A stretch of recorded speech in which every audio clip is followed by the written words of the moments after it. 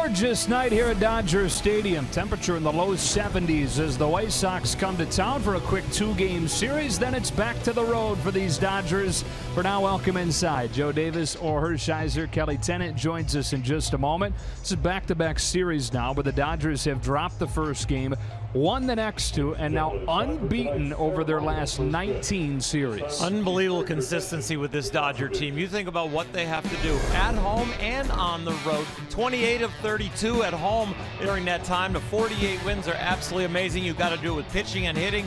The run differential, that just doesn't come in a 10-0 loss or win. It only comes when you beat teams, and you beat them by a little or you beat them by a lot, and that's the best in baseball. Part of that ERA that you see there has been Alex Wood, who is 14-1, gunning for his 15th tonight. 19th start of the year, going to go for number 15, and that's with Clayton Kershaw. He would tie him as the major league leader in wins. Alex Wood had a little rough spot a couple starts ago, but has ironed out his mechanics. The fastball is back. The curveball and the changeup get the ground balls. The fastball up gets the strikeout. Alex is throwing the ball real well now. There was a move today to get you updated on. For that, here is Kelly.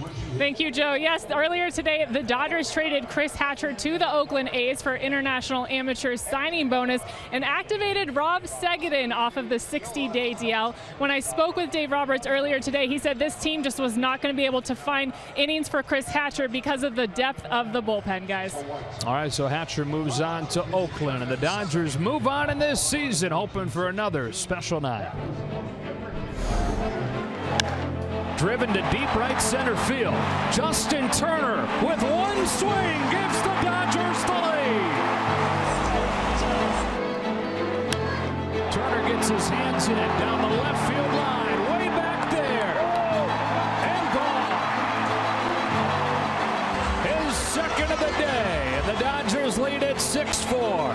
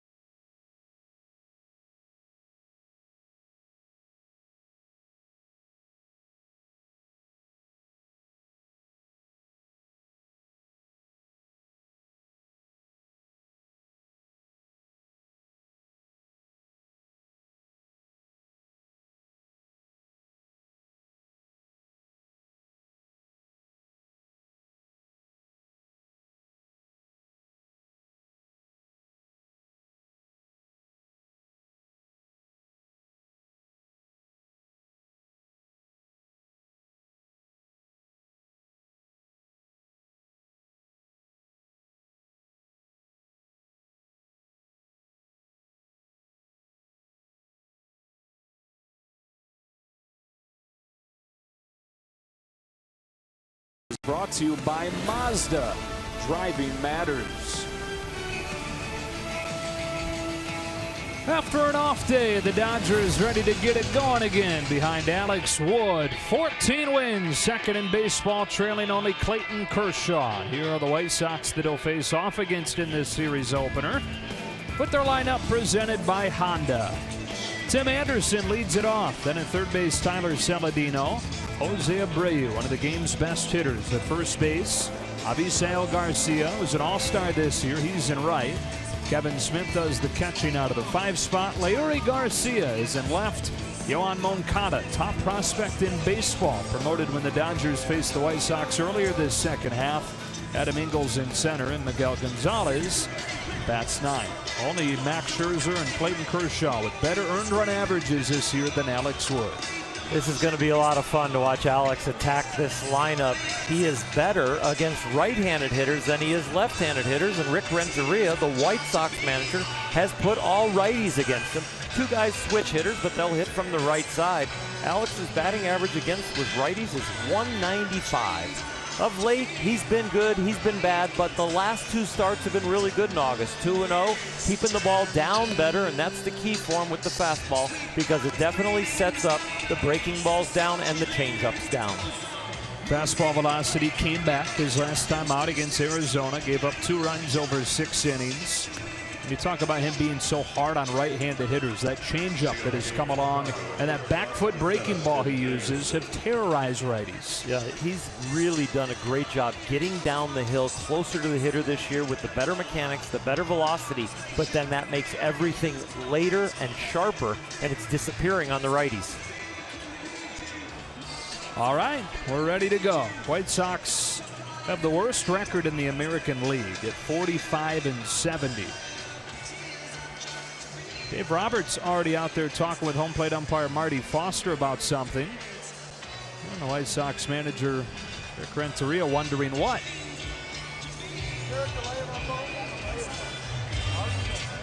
Get the rules expert on it.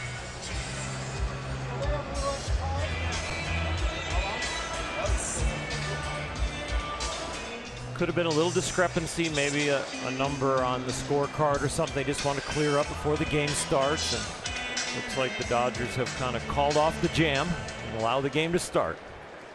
All right. With an 83-34 record, by 11 games, the best in baseball. Alex Wood against Tim Anderson.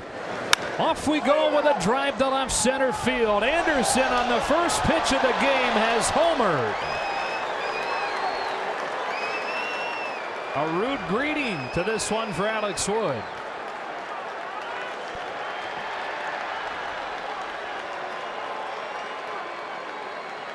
Doesn't happen very often, but when it does, it is a shock to your system, not only to the home fans, but especially to Alex Wood. Outer half of the plate, slightly down, not a terrible pitch, just a fantastic piece of hitting to come right out of the box, the on-deck circle, tap off the donut, and hit a dinger. Something he's been doing a lot lately. Tyler Saladino takes a strike.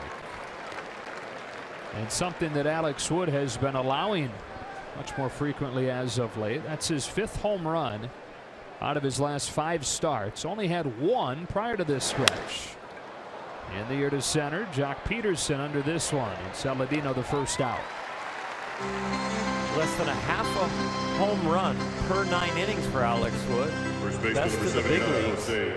He's 7 over the whole year, and it was split evenly 3-3 until that slugged out there by a right-hander.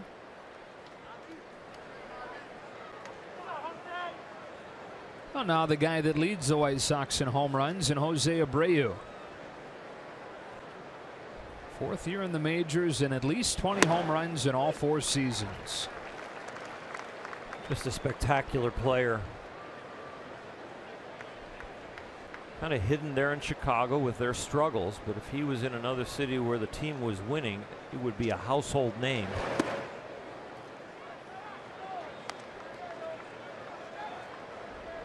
Got a chance here, depending on how he finishes, to have 4 consecutive seasons to open his career where he hits at least 290, hits at least 25 homers and drives in at least 100.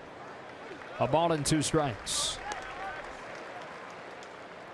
He is a very hard worker. They talk about his spring training work ethic of he is in the cage and they have to almost pull him out of there. It's one of his therapies to just, he loves to hit. It keeps him away from missing his family, missing his homeland. And it's just one of the things that has always taken him back and calmed him down. He just loves to have the bat in his hand and hit the ball.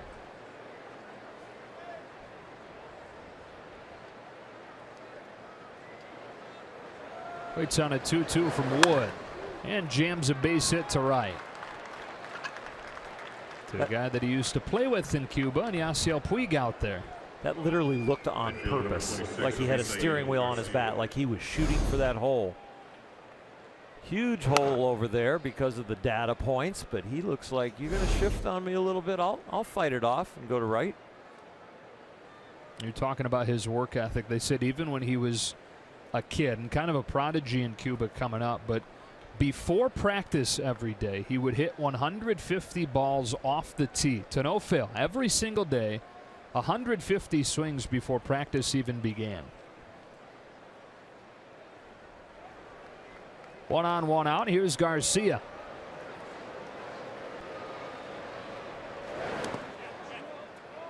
No swing, ball 1. That can be the divider in a career too, that passion, that extra element other than ability. And I think that's what he will pass on to this young man at the plate. Garcia at the plate has really turned the corner as far as his work ethic and having a breakout season. All-star for the first time. Chicago's only all-star. Waves and misses at a change, 1-1. Spent some time in the DL midway through this second half. Had a thumb injury, but is picked up right where he left off. 450, the average in the 5 games since coming back.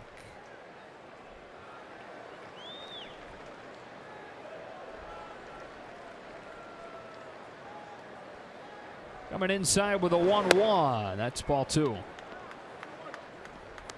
And he is the #1 hitter in baseball against left-handed pitching. These White Sox haven't done many things well this year, but hit lefties is something that pretty consistently throughout the lineup they're good at.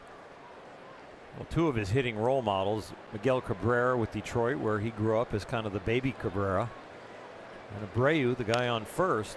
They both dominate left-handed hitters or pitchers, and I'll tell you what, nothing better than to have coaching and then have living, breathing examples of that coaching around you.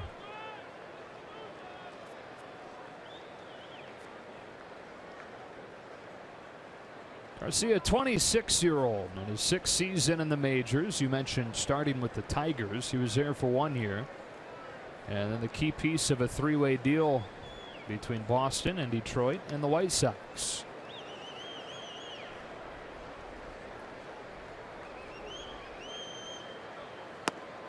A little bit low, full count.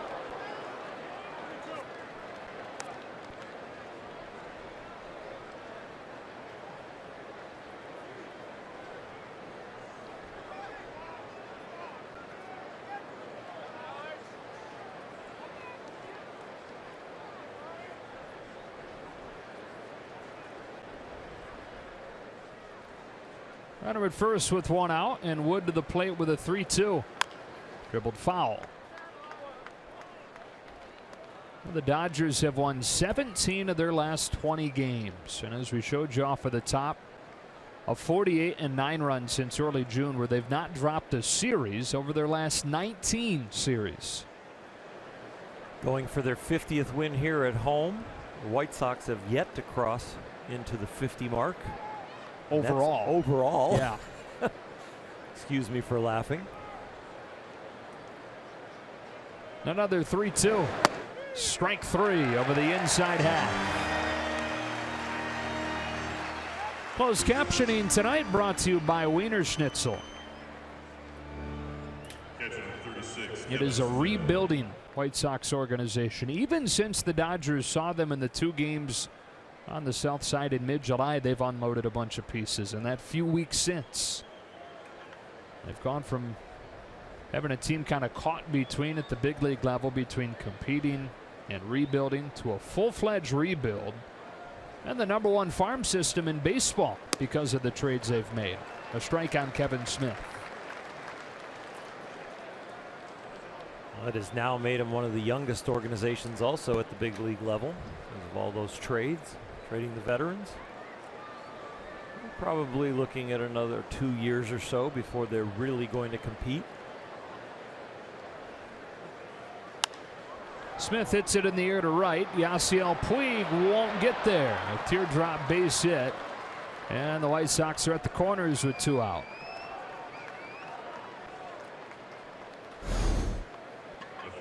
Not hit well, but hit in the right place. And this literally is just a cue shot over there with a lot of spin.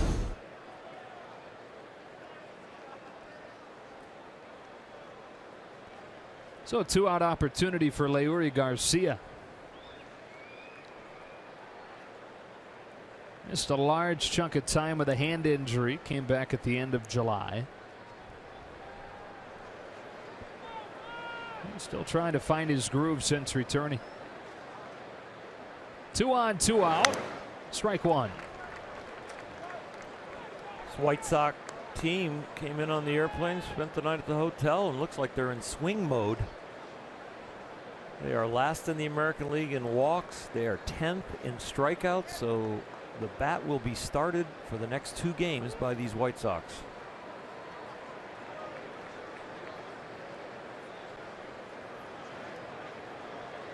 Here comes Wood with an 0-1. Garcia pokes a grounder to second. There's Logan Forsythe. The inning is over. Tim Anderson ambushes Alex Wood on the first pitch of the series. A solo shot. Dodgers come to bat against Gonzalez when you come back.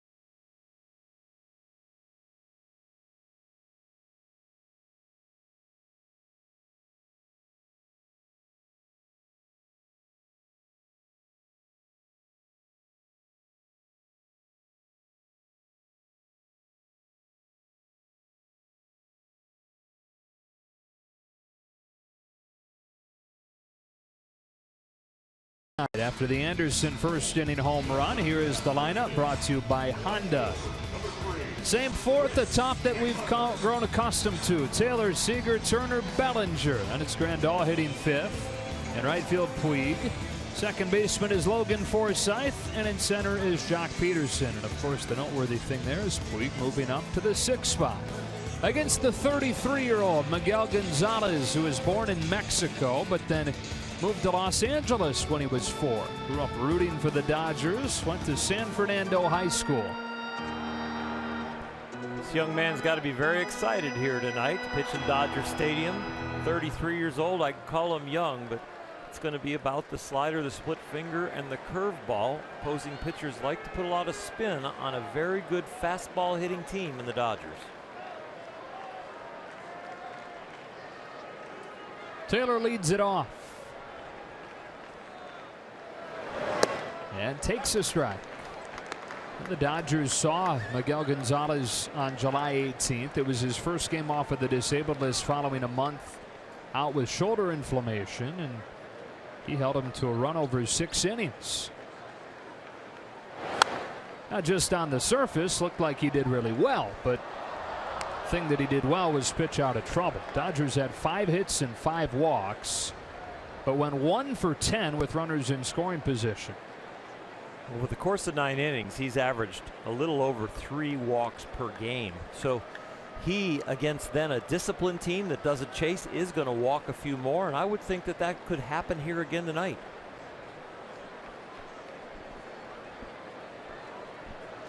Here he comes with an 0-2. Ball 1. You know the whole barrels are overrated thing that they've started making fun of Chris Taylor for? That all began against Miguel Gonzalez. Taylor had what he called the luckiest night of his life against him. 4 for 4 without barreling a single ball. On the ground to third, Saladino slides in front of it. 1 out. Shortstop number 5, Corey Seager. We're in a 1-0 game in the first. Here's Corey Seager.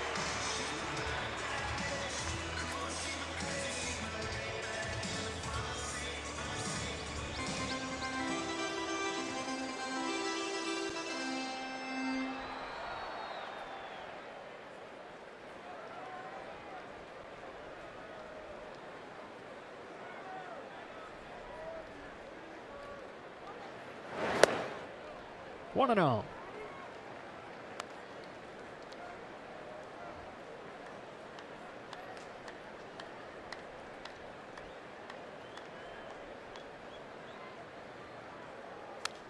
One ball and 1 strike. Gonzalez mentioned growing up a Dodger fan. His prime fan years, early 90s. Favorite player was Raul Mondesi, as far as a position player standpoint. Was a big Eric Karros guy. But then number 1 for him was Fernando Valenzuela. Miguel, having been born in Mexico himself, really gravitated towards Fernando. And then got to know him playing winter ball with him. 2-2 on Seager. When Fernando was near the end of his playing career, 45 and 46 years old, still pitching in the Mexican Winter League. Miguel Gonzalez was one of his young teammates on those teams. Fernando didn't need velocity to get you out. He could get you out with his spin and his brain. Count goes full on Seager.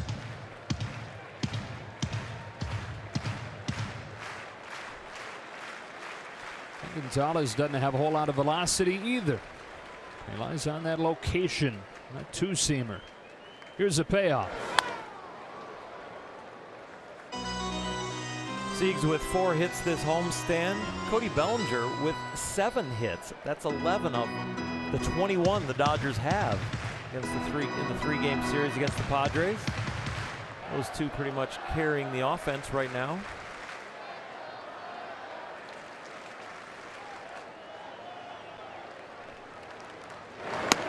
Fastball painted over the outside corner, strike 3.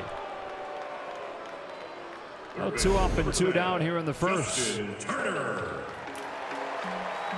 Just a perfect pitch there, right on that corner.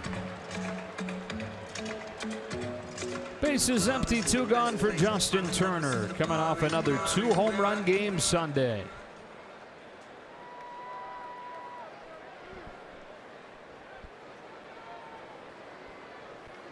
Turner now 6 home runs in his last 8 games.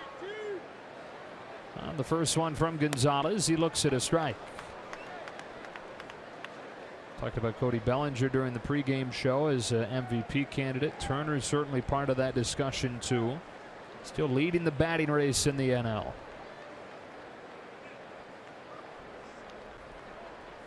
On this 0-1. Breaking ball fouled off, strike 2.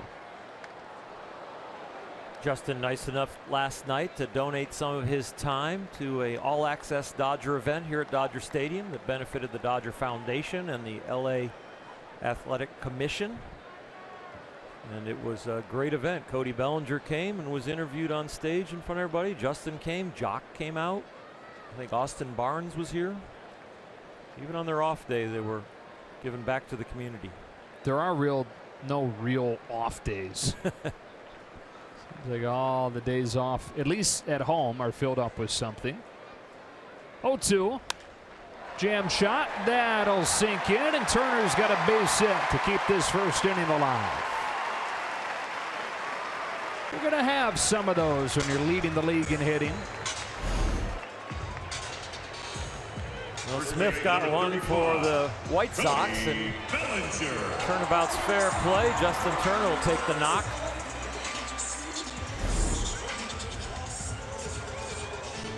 And so it gets Cody Bellinger to the plate.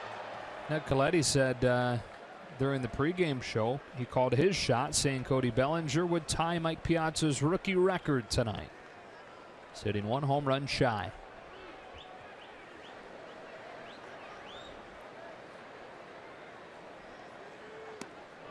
Ball one.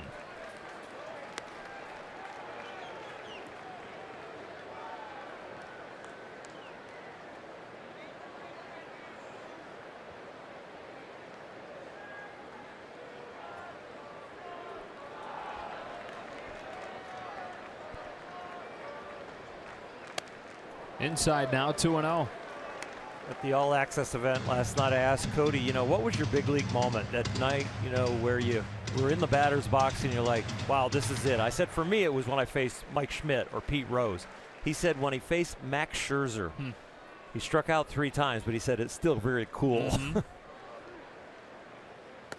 3-0. Hadn't seen much to hit yet.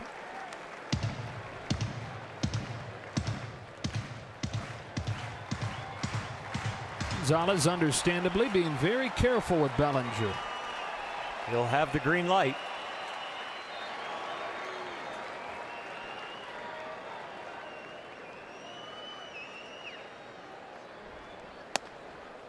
In there with a strike, 3-1. You were talking about it over the weekend. It wasn't just the home runs. Bellinger reached in 9 of his 13 plate appearances with a healthy dose of singles and walks in there.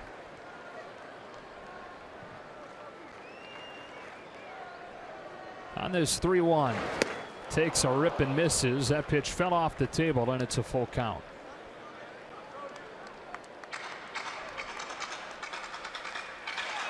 A lot of respect for the young man. A backdoor cutter 3-0 and a 3-1 curveball.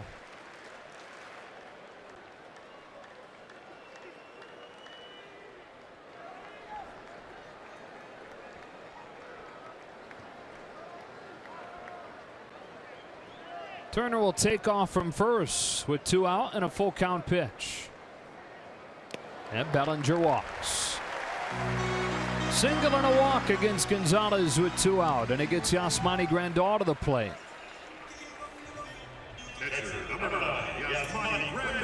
And so far, this is more of the same from the first time the Dodgers saw Gonzalez putting runners on. Now the question is, do they have better luck this time getting them in? Last time it didn't matter much because Clayton Kershaw shut the White Sox out in a 1-0 win.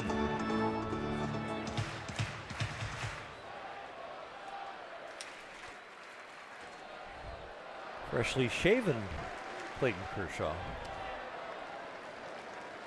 Yeah, really cleaned up. First one to Grandal. He swings away and hits a high pop fly into short right field. Moncada called off by Garcia, and the inning is over. Dodgers get a single and a walk, but no damage against Gonzalez. Off and rolling here in Los Angeles, 1-0.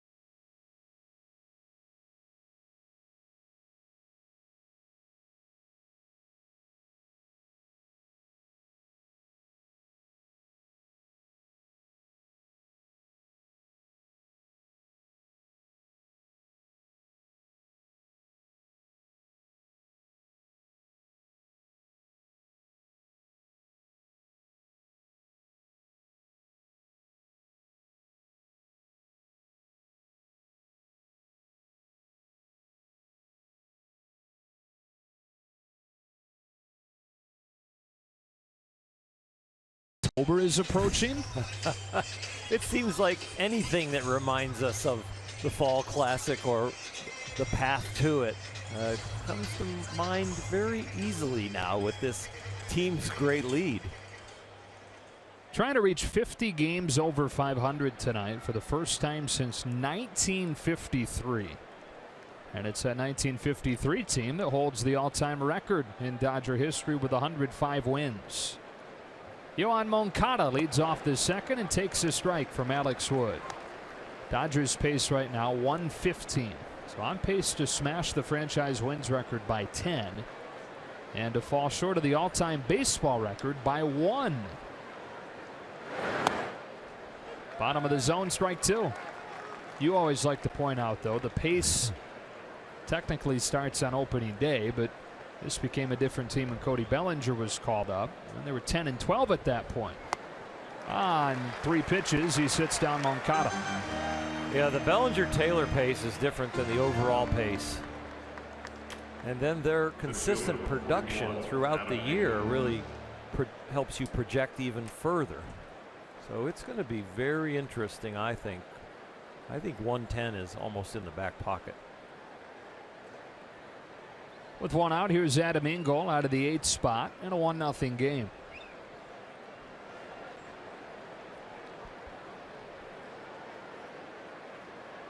You said 110 in the back pocket. Last time a National League team won 110 games, 1909, the Pittsburgh Pirates.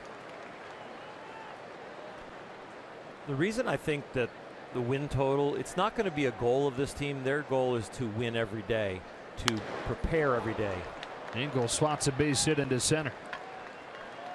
But there's not going to be any resting out of the ordinary that hasn't already been done over the course of the whole year, as far as in the rotation, as far as in the bullpen, as far as the everyday lineup. There always has been some turnover to the lineup and to the amount of innings guys pitch or don't pitch, and that has produced all these wins. So all of a sudden, I don't think the modus operandi is going to all of a sudden change for Dave Roberts and the organization. It's going to be business as usual. Well, sacrifice situation for the American League pitcher here in Miguel Gonzalez. Takes a strike. Dodgers have had 6 100-win teams in the history of the franchise. Back into the 1880s, 1890s. 6 times they've won 100 games.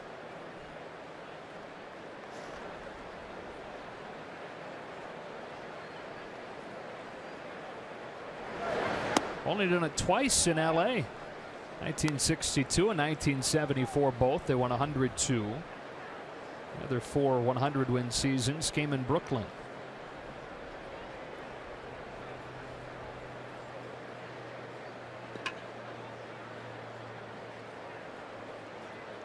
Here's the 1-1. He lays it down well. Grandal throws him out. Up to second goes Engel.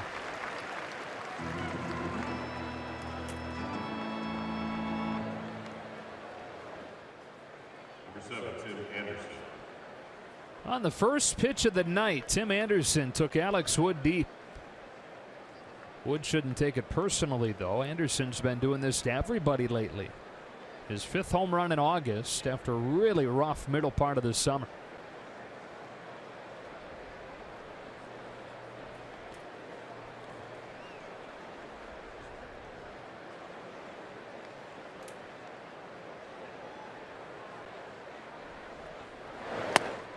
This time he takes the first pitch. It's a strike. This is one of the cornerstones of this rebuilding project, and kind of a unique piece to be a cornerstone in that he's only 24 years old, but they've already signed him to a long-term contract.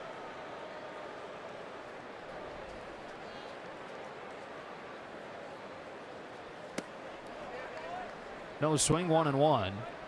Anderson signed the biggest major league deal in history for a player with less than a year in the majors. 6-year contract worth $25 million.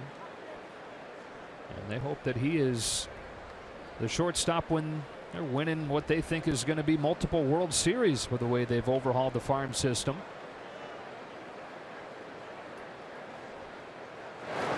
One and two. Evan Longoria signed a deal like that. When he just came up to the big leagues.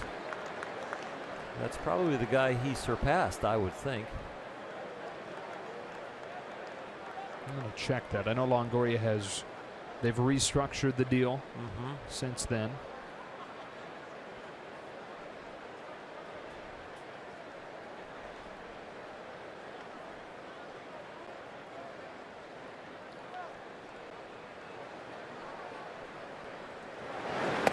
Two and two. A lot of times you'll see the smaller market teams, the smaller budget teams do that, like Tampa Bay. White Sox not the biggest budget. When they think they've got somebody in a young player, they try to sign him long term. It really was invented by John Hart with the Cleveland Indians when they were timing up the new stadium there, the Jake at the time, for Dick Jacobs, the owner. And he signed a lot of the young players there, the Kenny Loftons, the Carlos Baergas, the Manny Ramirez's, the Alomars, Jim Thome. And they just timed it up to keep their budget down, but said this core of young players is going to open the new stadium and they're going to be really good, and kept their salaries under control, and a lot of other organizations started to copy that. Anderson clubs a bouncer that Turner spears, and the inning is over. On to the bottom of the second with the White Sox in front, 1-0.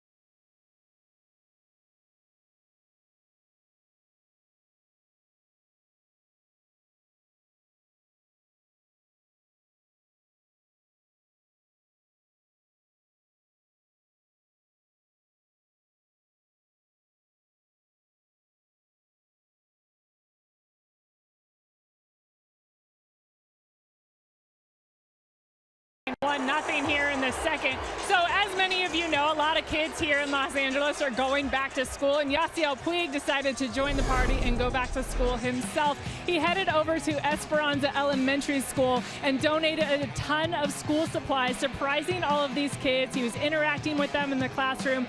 You can see how excited they are to see Yasiel, but such a great job by him of giving back to the community and spending some time with these kids, guys.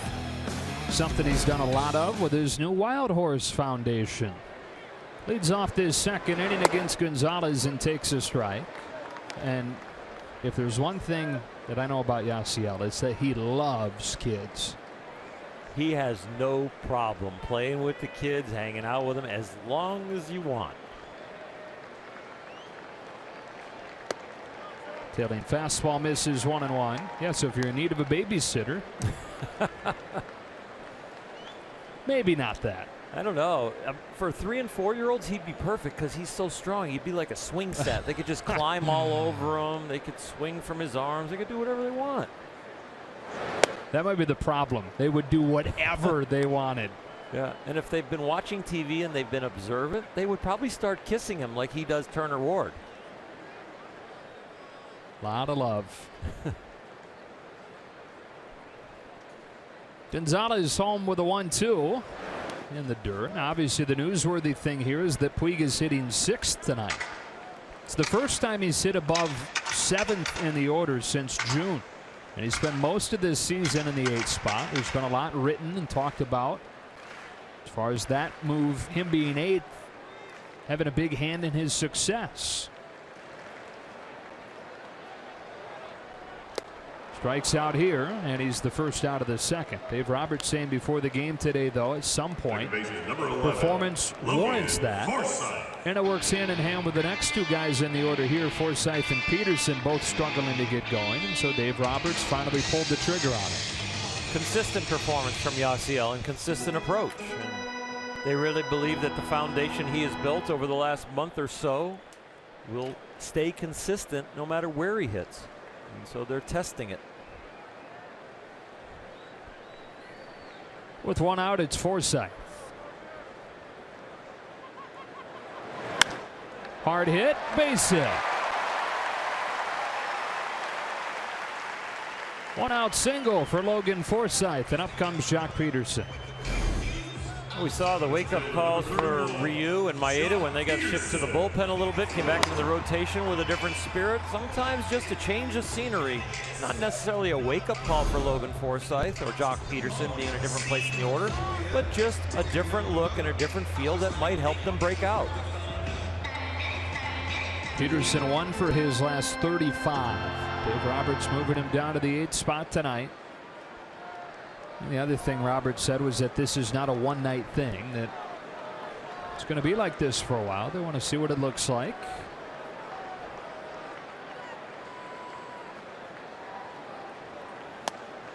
And get enough at-bats for everybody in these spots to really get a good read on it. It's the kind of move that there might have been a glancing conversation. There might even have been a call him in the office and let him know what's going on, what the plan is with Jock, with Logan, even with Yasiel. You don't just like post the lineup and let them think whatever they want. You want to tell them where you're at. And Dave is so good at communicating with this team and that relationship that they have that there's no doubt in my mind that I don't understand where the location of the conversation was, but I do know that it happened. He literally talks to every single person on the team every day. It's a goal for him coming in on his first day as manager, and he keeps it up to this day. 1 on, 1 out, and a 1-1. Wicked cut and a miss, 1-2. Chuck looked like he was trying to get 4 hits on 1 swing. Dave Roberts in a scrum a few days ago did mention that yes, part of it is mental, but part of it also is mechanical. They feel like he's spinning out too much, and that swing right there might have shown a little of that. That front side was rotating away from home plate too quickly.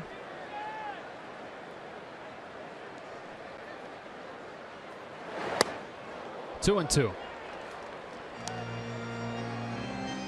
Well, hitting in the 8th spot with a pitcher on deck, you're not going to see a ton of good pitches to hit. But when Peterson is right, he takes a lot of walks and punishes guys that pitch him that way.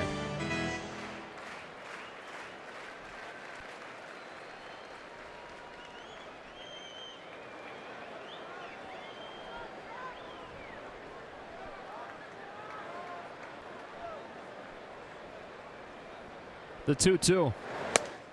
Takes outside, full count. Saw Yasiel Puig camped in that 8th spot much of the season. He has the highest walk rate of his career.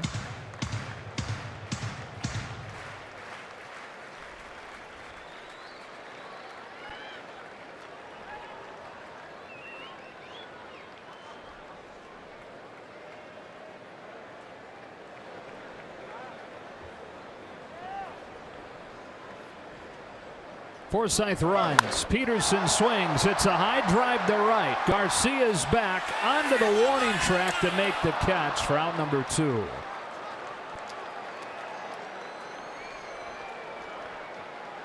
Number 57, Alex Wood.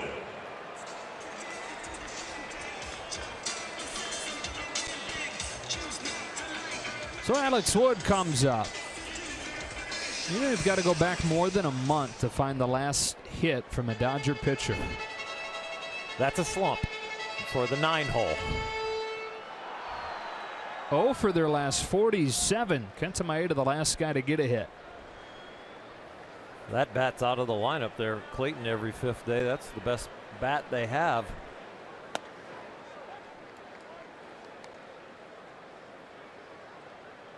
It's the one award that Clayton hasn't won, the Silver Slugger, but he has the ability to win it.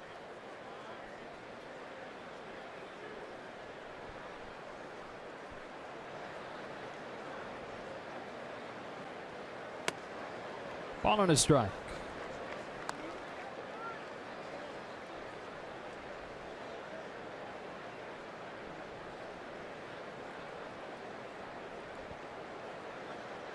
You could really help yourself if you find a way to squeak in a hit every once in a while with your leadoff hitter has 17 home runs. Gently bounced to third, and Saladino throws Wood out. We go to the 3rd inning. White Sox in front 1-0.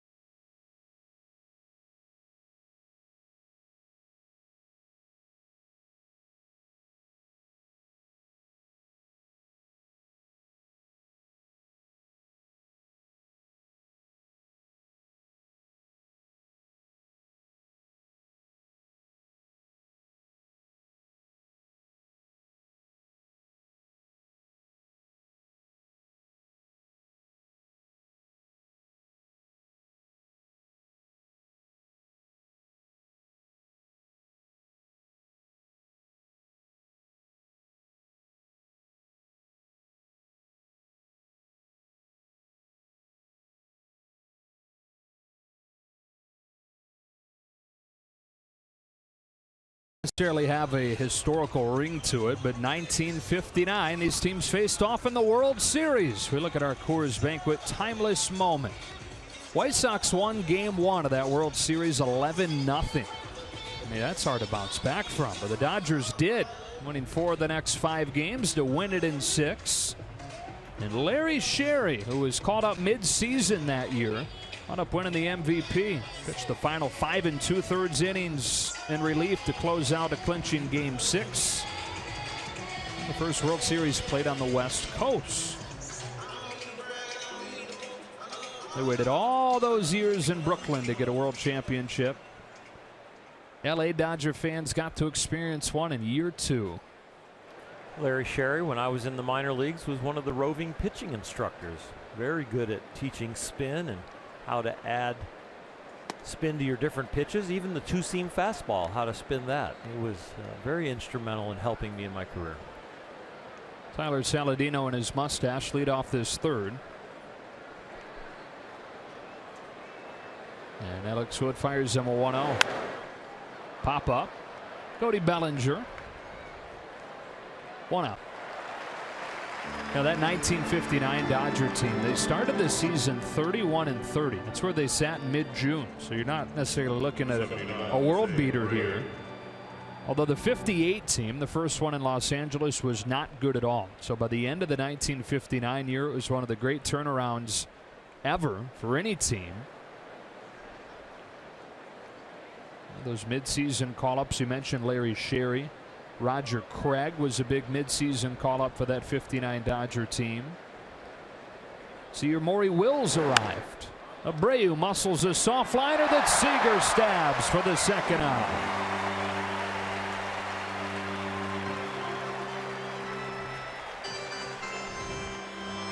Take a look at our Morongo Casino slow-mo cam, and we watch Corey Seager break on contact, even shading that way a little bit. And that little bit of being ready when the ball enters the hitting area to get that good first step helped him right there catch that ball. 6'4" frame didn't hurt. That helps a lot too.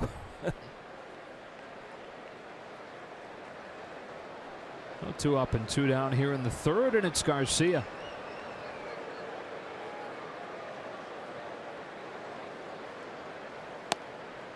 Inside for ball 1. One of the other indelible things of that 1959 team, Wally Moon, who was acquired from St. Louis, learned how to take advantage of that short porch at the Coliseum. That's lined to first, caught by Bellinger. And a lightning quick third inning for Alex Wood. Let's see if the Dodger bats can get going in a 1-0 game.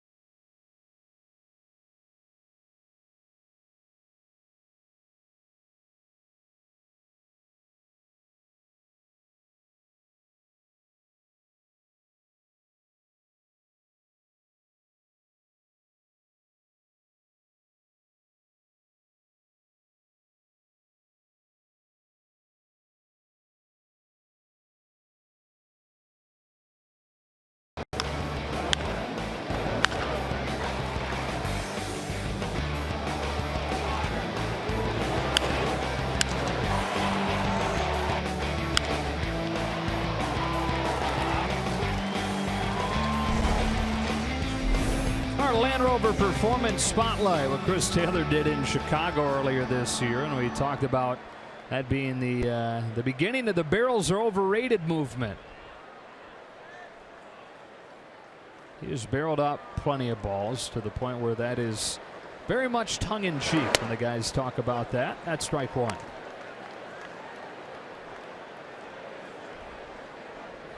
Part of his second half where Taylor's hitting above 350. Firmly entrenched in that leadoff role for Dave Roberts. 1-1.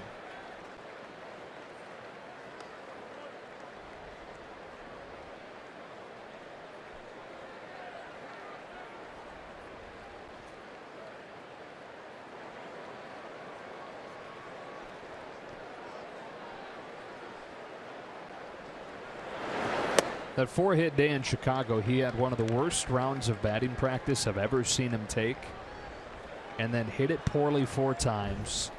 And you look at the box score at the end of the game, and he's 4 for 4.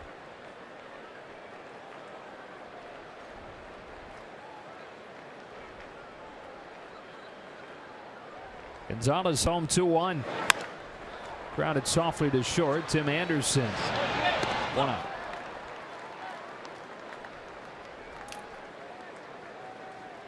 Number 5, Corey Seager.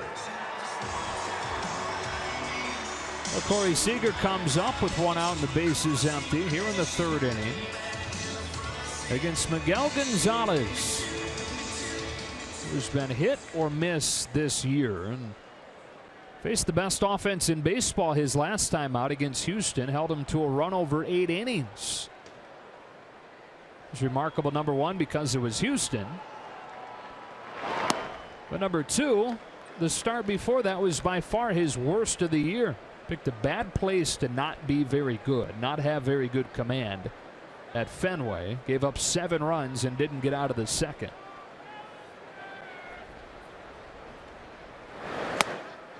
Nothing in 2.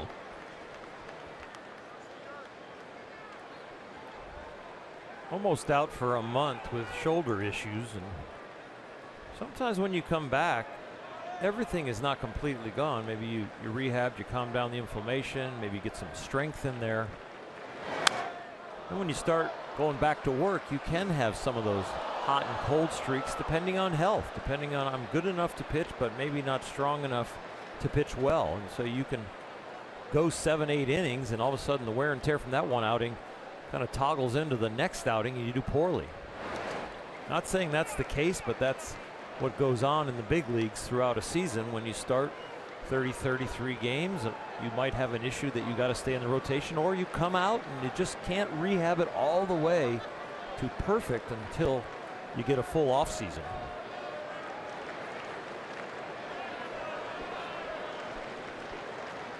He throws 1-2. Seager pulls it foul. A lot of times you hear about those injuries, what they were dealing with the next spring training. They're ready to finally admit it. Yeah, and they'll tell you, oh, you know, you're having a good spring. Boy, your velocity's up 2-3 mile an hour. And then all of a sudden, out comes the truth. But it does feel like an excuse, and it is kind of against the culture to use it as an excuse in season. That's a base hit down the line for Seager. Garcia gets it in the corner. Seager headed for second with a hustle double.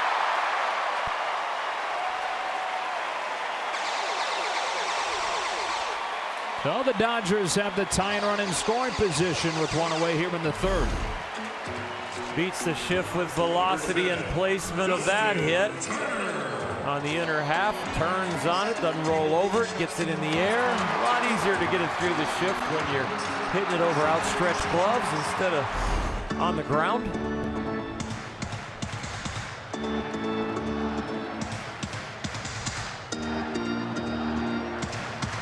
So now Turner, who singled his first time on a little jam shot to right.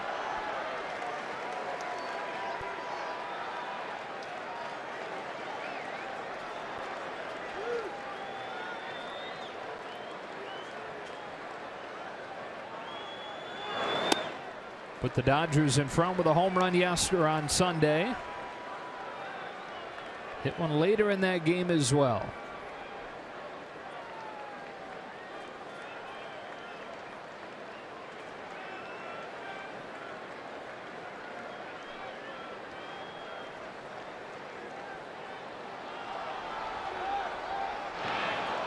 That throw goes into center. Seager's going to stay there.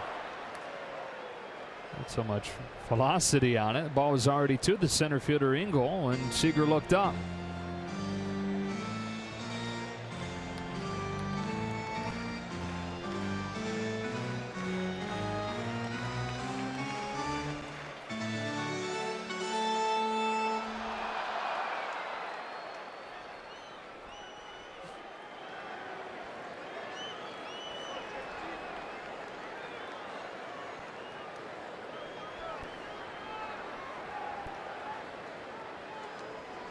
Here's a 1-0. Fouled off, 1-1.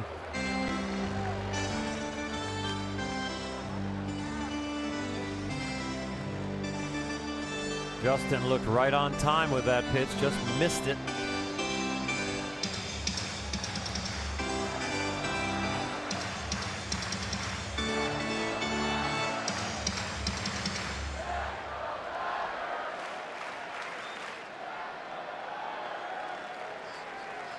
Seager is second after the 1-out double and a 1-0 game here in the third. Here comes the 1-1 pitch. Turner fouls it again, 1-2. That look on his face tells you that he had another one that he would have liked to have back. Missed 2. And so he's right where he wants him, right, with 2 strikes. This hit in the first inning was yet another 2-strike hit. He leads baseball in batting average with 2 strikes.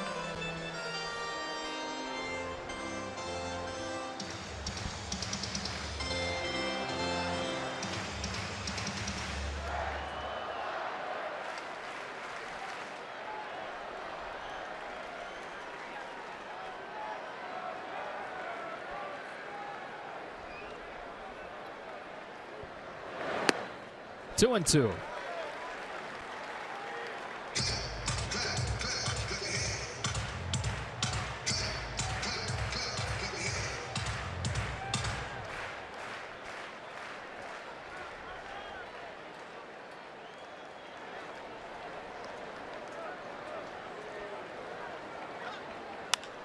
High fly ball into short center field. Adam Engels got it, 2 away.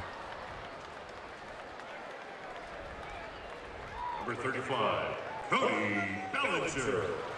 So at 2 outs, Cody Bellinger.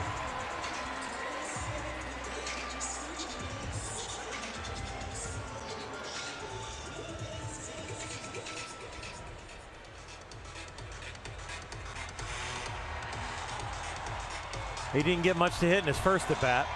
I can't imagine he's going to get much to hit in this at bat with first base open and 2 outs. And he has been so precocious as far as learning the league and what they're trying to do to him. I think he understands the situation.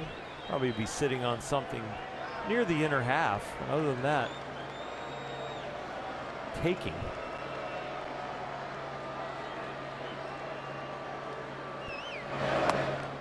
Strike 1. Going to be about as good as he sees. I would think so for at least 3 pitches if I was on the mound. Yasmani's hitting just a tick over 200 with runners in scoring position this year, and Cody's been killing everybody.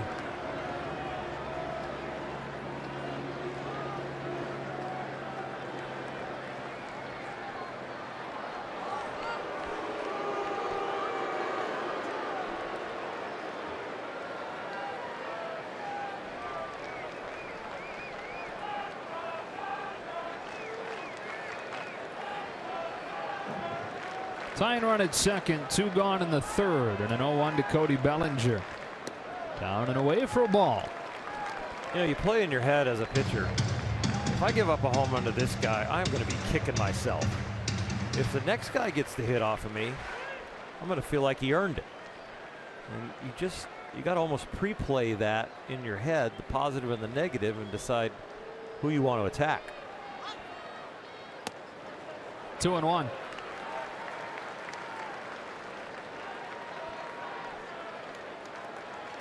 And as a manager or pitching coach, if you trust the command of the guy on the mound, you trust him to be able to make the borderline pitches and semi-pitch around a guy to see if he really wants to get himself out. If you don't trust the command, you might just put him on.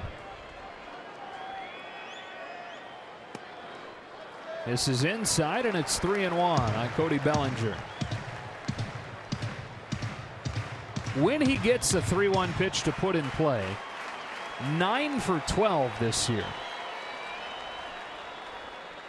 If you had your computer on the mound, you wouldn't be throwing him a strike. No.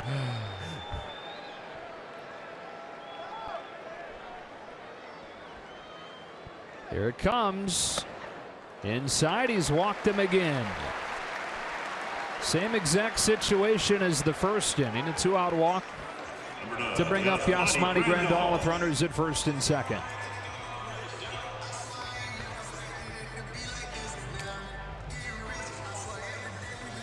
Yasmani flew out to right field on the very first pitch of the at-bat. See what his strategies here is early in the count.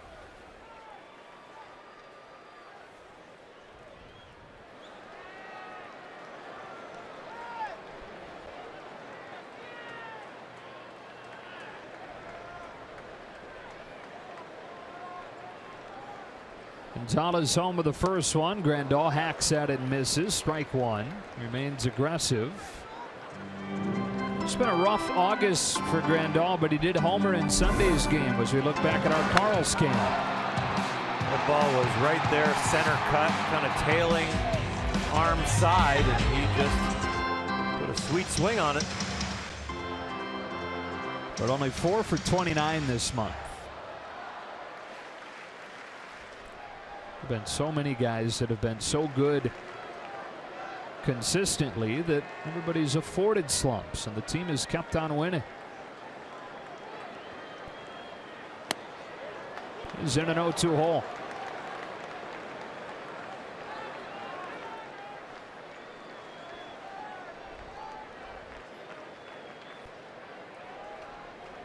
Seager doubled with 1 out. Bellinger walked with 2 out.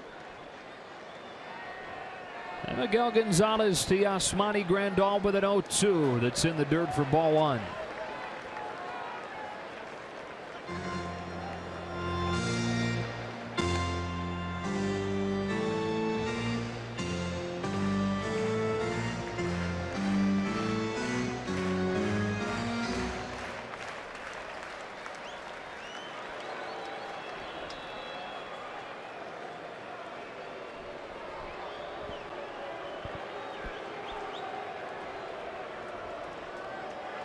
Now 1-2. He digs it out in the air to right. Garcia on the move. He's under it to make a leaping catch. And the inning is over. Dodgers leave him at first and second. On to the 4th in a 1-0 game.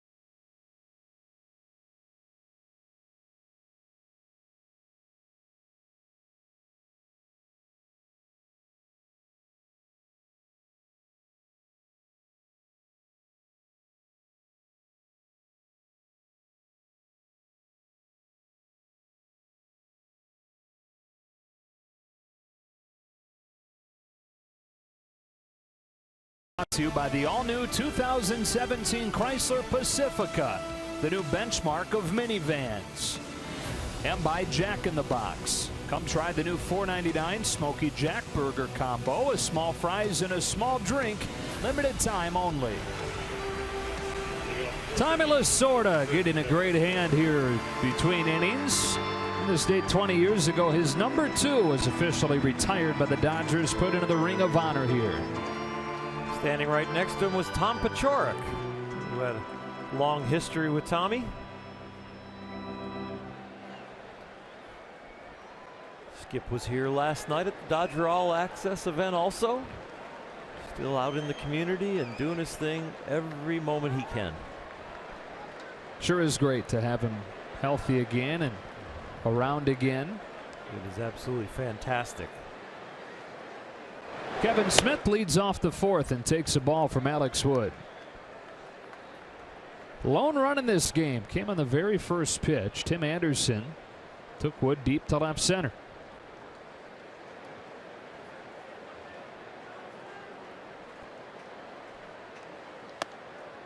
One ball and 1 strike.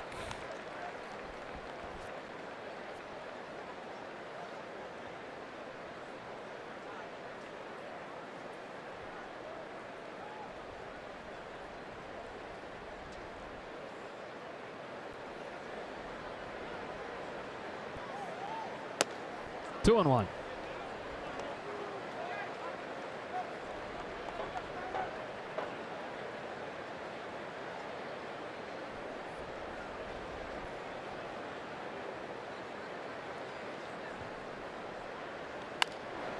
Ground ball to third. 1 out.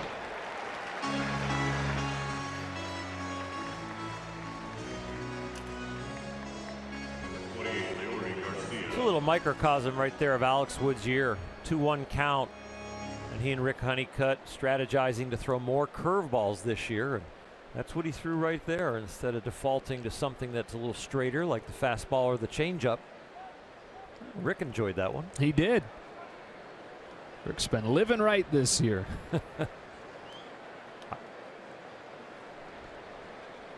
With 1 out, here's Leury Garcia. And a Baltimore chop off of the plate. Wood is under it, flips it, not in time. Garcia really runs well. Wood did all he could to get that ball to first in time, but not quite.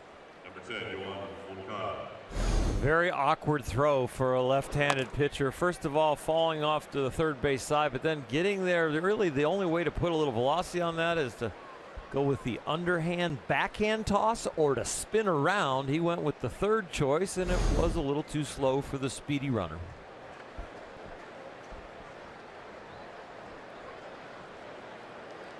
And so gets Yohan Moncada to the plate with 1 out in the 4th. 22-year-old and the top prospect in baseball before his promotion in mid-July. Inside ball 1. Left Cuba in 2014, and I say left as opposed to defected because he had permission from the Cuban government. Signed with Boston in 2015 and then came over in the Chris Sale deal this offseason.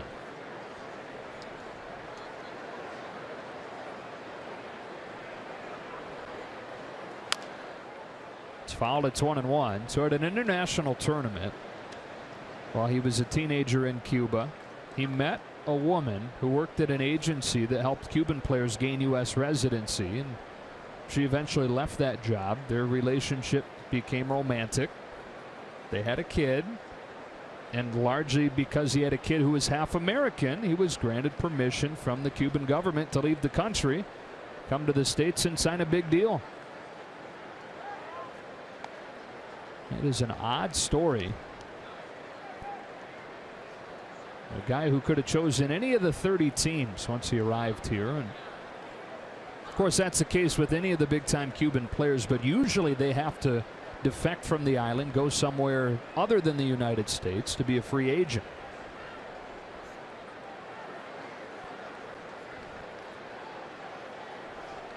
Wood brings him a 1-1. Moncada fies it foul, and it's 1-2. He's making $4 a day in Cuba. And when he signed with Boston for more than $30 million, just the bonus.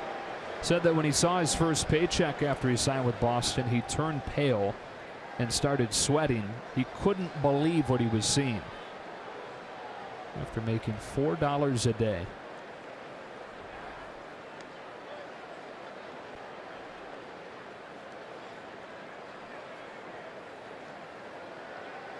That is quite a shock. Ridiculous shock. I experienced it once. I don't remember sweating, but I do remember putting my signing bonus check in the top of my locker and not locking it up. And people were like, "You're not going to lock that check up?" I said, "Who's going to impersonate me and cash it?" Who can pull off the name Oral? Moncada down, swinging, 2 out. Nobody cool on our clubhouse guy took it out of my locker and locked it up. Smart. 41, 1-0 game in the 4th. Here's the 8-hitter Adam Engel, who became a dad this summer in addition to making his major league debut. It's quite a roller coaster of emotions for him. I mean, he starts the season in AAA, gets called up for his debut in late May, quickly sent back down to the minors, but while he was there, his wife Jamie gave birth to their daughter, and then soon after was called back up to the majors. Daughter named Clark Engel.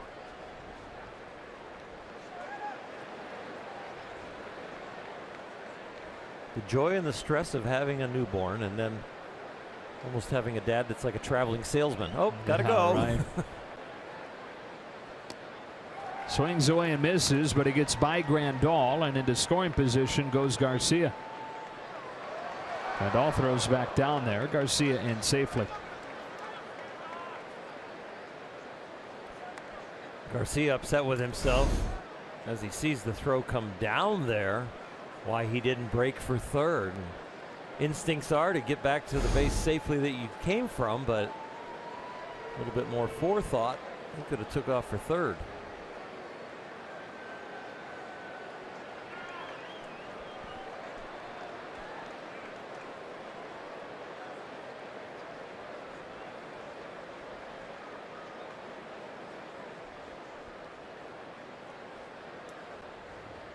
Here comes the 1-1. Engel hits a towering fly ball down the left field line. 1-2.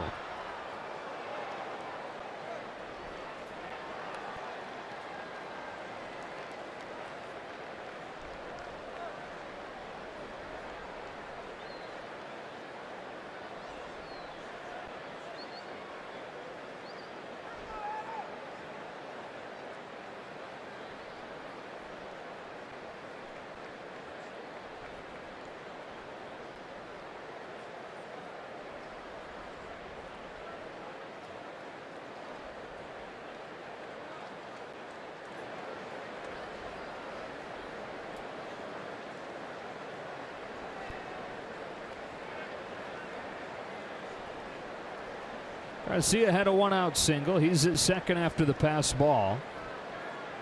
Wood trying to find one that he likes from Grandal. He's got it, and a 1-2. Struck him out with a breaking ball that bounced, and the inning is over. To the bottom of the fourth we go with the White Sox in front, 1-0.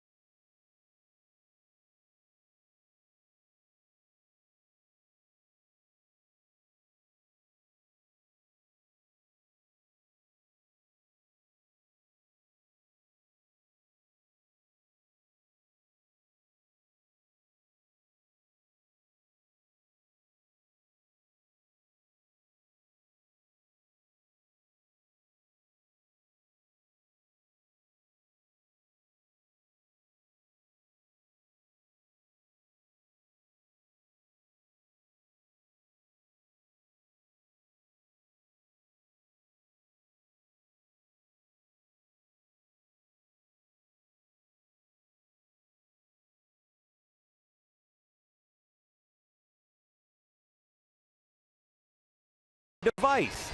Watch every out-of-market regular season game live, plus get a free subscription to At Bat Premium, the #1 app for live baseball. Blackout and other restrictions apply.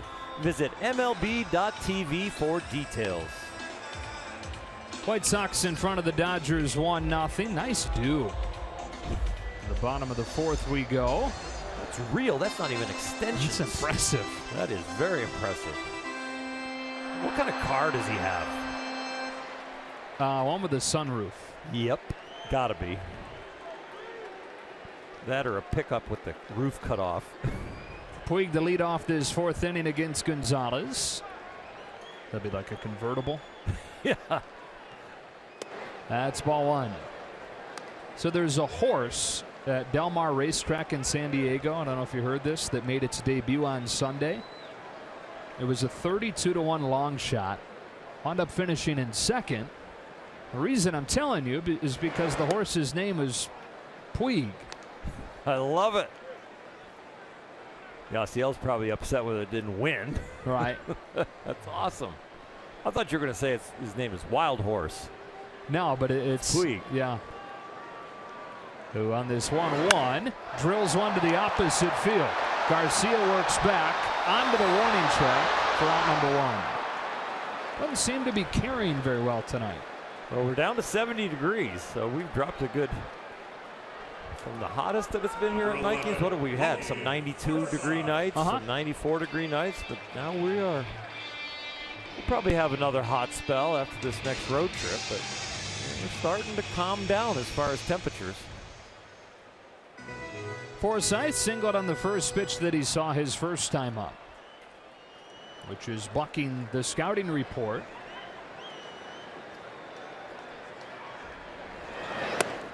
That is being aggressive. He sees more pitches than anybody in baseball.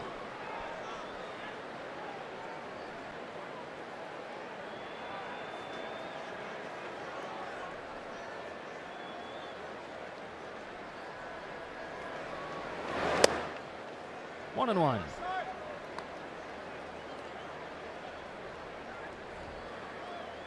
What a night for Miguel Gonzalez, pitching in the ballpark that he grew up coming to games at. He's a diehard Dodger fan. He's in his 6th major league year now. Started out with Baltimore and had a few really good years there. And then was released after spring training last year. Signed on with the White Sox and had a good year. Forsythe pulls a roller to third that Saladino gobbles up. 2 up, 2 down.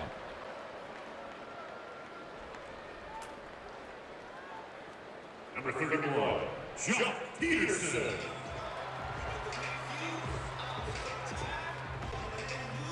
Well, Peterson hit it hard his first time, but just got under it. Flied out to the warning track and right as he continues to search to try and break out of this slump.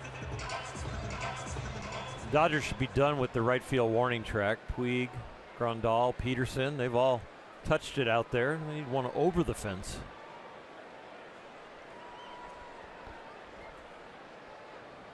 Jock's homered 11 times this year. Ball 1.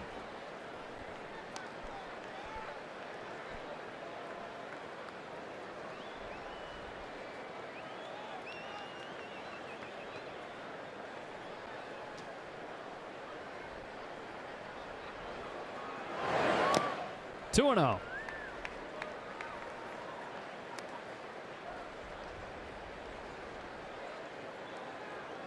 It's 11 homers this year after hitting 25 last year, 26 as a rookie.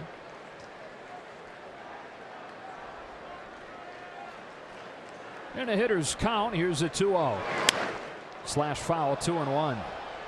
So Peterson this year has the highest contact percentage of his career, but a couple of problems outside of that when you put them together. The pull percentage and the ground ball percentage are career highs too. And so at this point, in a day and age of advanced scouting reports, the defensive positioning pretty easy to put in place on him. In the air to center. Back goes Engel. Edge of the track in center to catch it. And that's the inning. Dodgers some solid contact, but no damage. On to the 5th in a 1-0 game.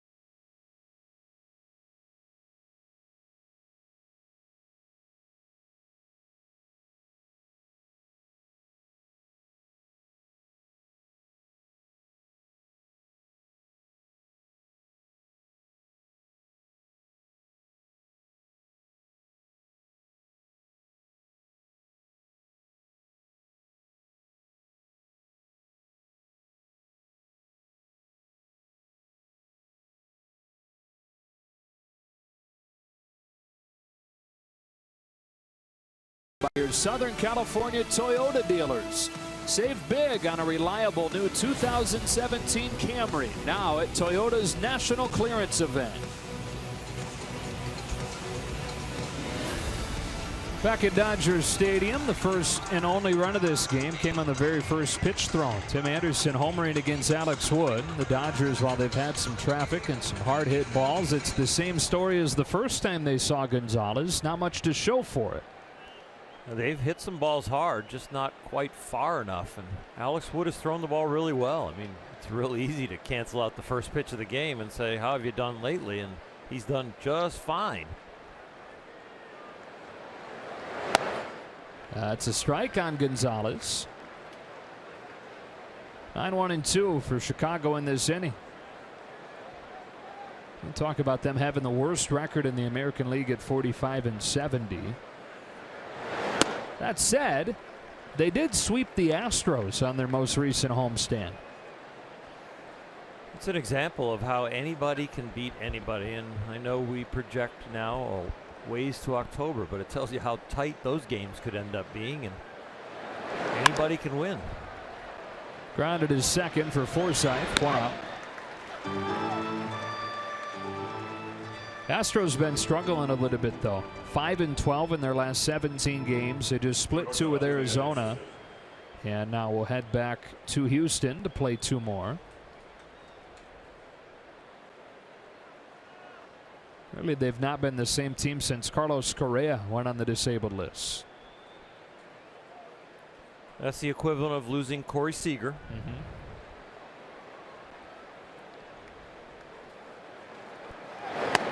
Anderson shows bunt, takes strike 1.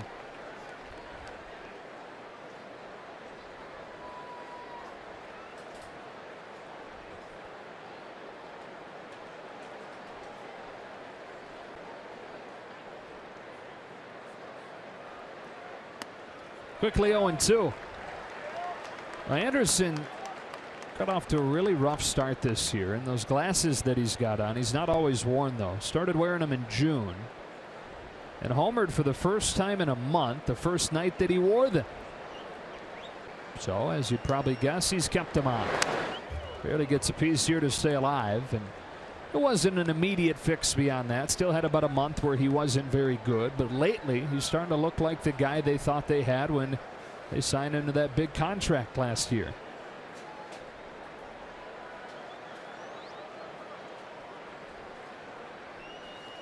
Wood fires 0-2. 1-2.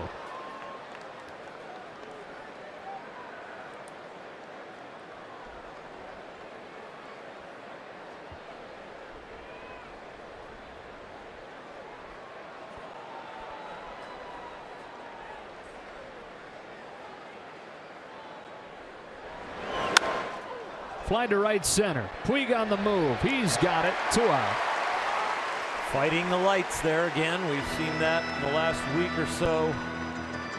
There have been some balls that get right in those lights, that bank of lights on certain angled balls and certain height. And you watch Yasiel fight it again right here as he's trying to change his height and continue to run to get the ball out of the lights.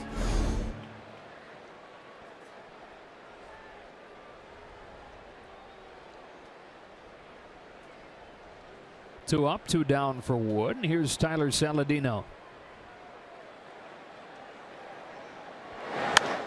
Slash to right, right at Puig, and he's got it.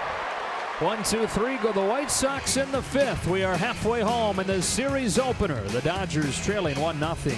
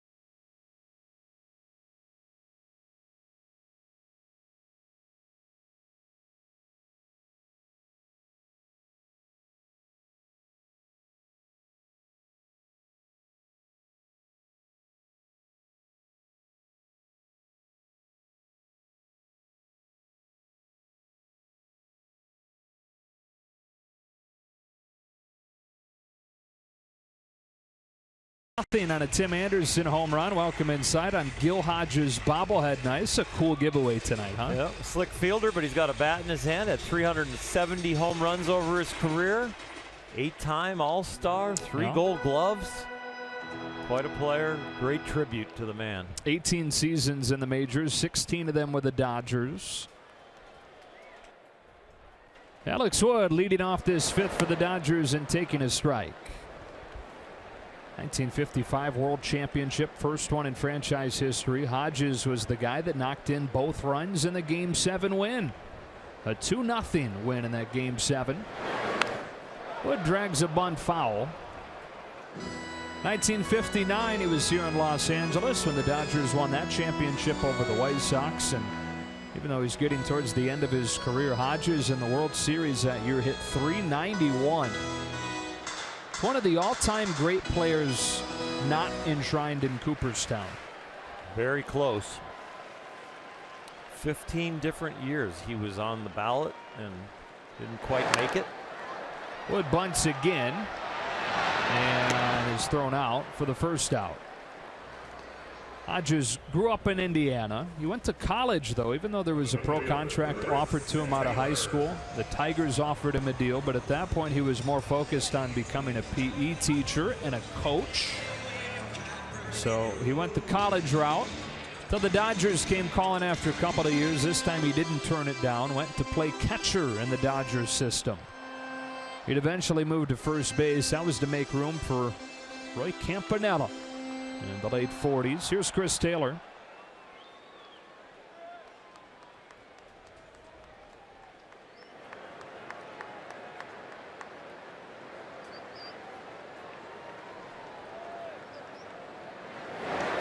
Goes after the first pitch and it's foul. We were talking the other day about the early 1940s teams and the big leagues being so watered down, so many players off in military service, and so many teenagers getting opportunities. That's how Gil Hodges got his first chance as a 19-year-old in 1943. And didn't retire till 1963. 20 years in the big leagues. On the hands, fouled again. Although right after that, less than 2 weeks after Hodges makes his major league debut for Brooklyn, entered the Marines and didn't play in the majors again for 3 more years.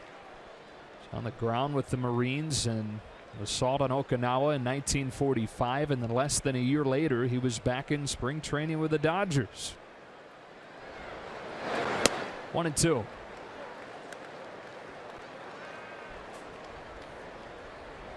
And at that point was a light hitting catcher. So let's give him a shot at first. Gonna lose his spot anyways with Campanella coming along. And he took off from there. Strike 3 over the inside corner, 2 out.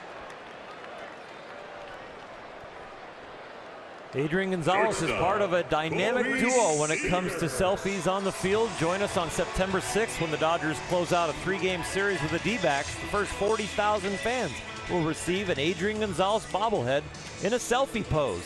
Presented by State Farm. For tickets, visit Dodgers.com/promotions. There's a guy that he's the selfie duo with. Corey Seager. Ball 1. So Turner now has customized celebrations with Gonzalez, Bellinger, and Taylor. Think he could ever crack Corey Seager into doing some kind of celebration? That would be cracking a code. Yeah, it would. I'm going to guess no. I'll bet you there'd be something there. A wink? Justin, you don't have to put those seeds in your pocket. You just put a few in your beard and pull them out when you need them. Store them there for later. 2-1. The way he was pouring them in his mouth, it looked like a few were going to stick. Multi-purpose.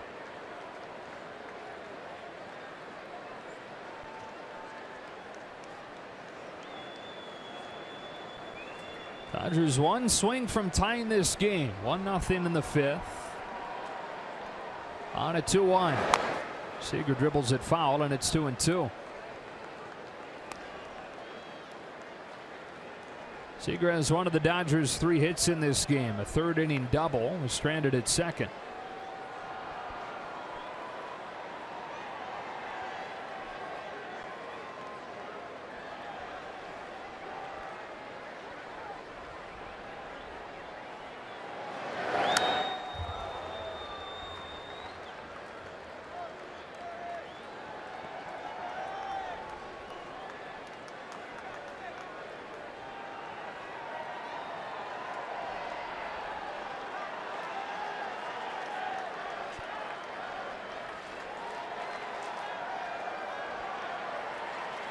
The 2-2. And he struck him out with a high fastball. 5 shutout innings for Miguel Gonzalez in a 1-0 game as we move along to the 6th.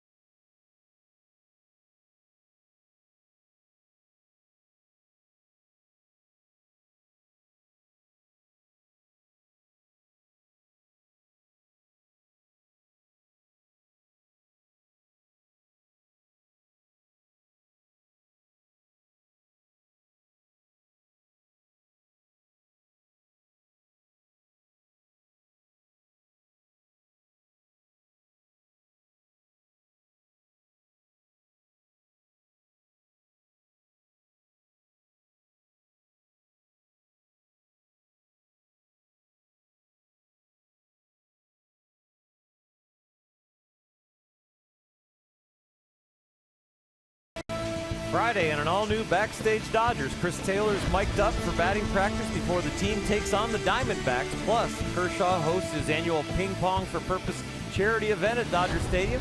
Don't miss Backstage Dodgers, presented by Hankook Tire, Friday after the postgame on Sportsnet LA.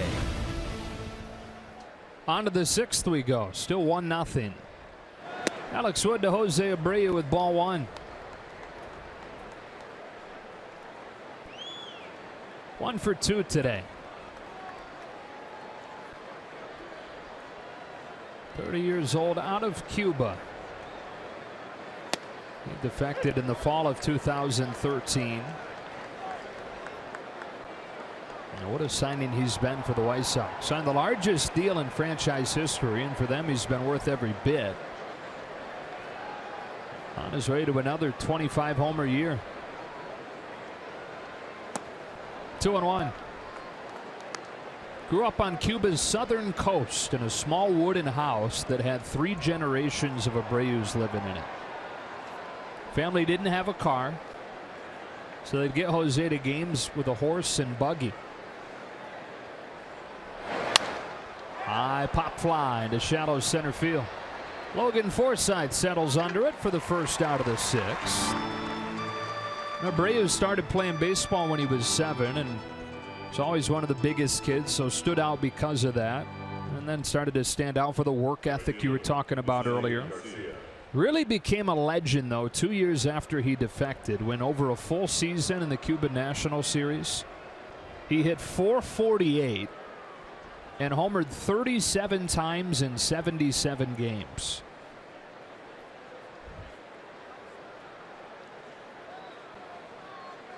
With 1 out, here's Avisail Garcia. That's hard to do at any level. Oh.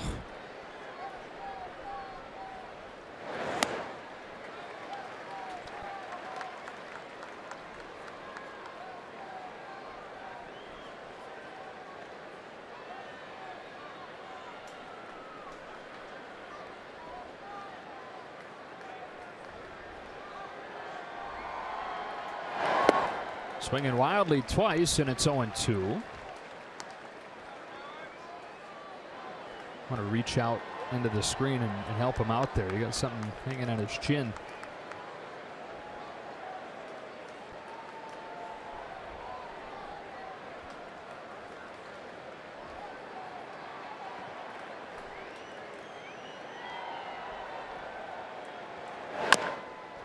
Off of the plate to short. Corey Seager's running throw, dug out by Bellinger for out number 2.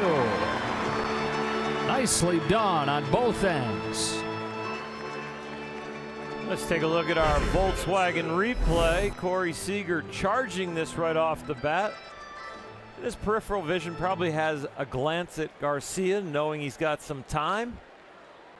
Good exchange there, and a very nice pick by Cody. So Alex Wood has faced just one more than the minimum since the second inning. And trying to work a 1-2-3-6 with Kevin Smith climbing in.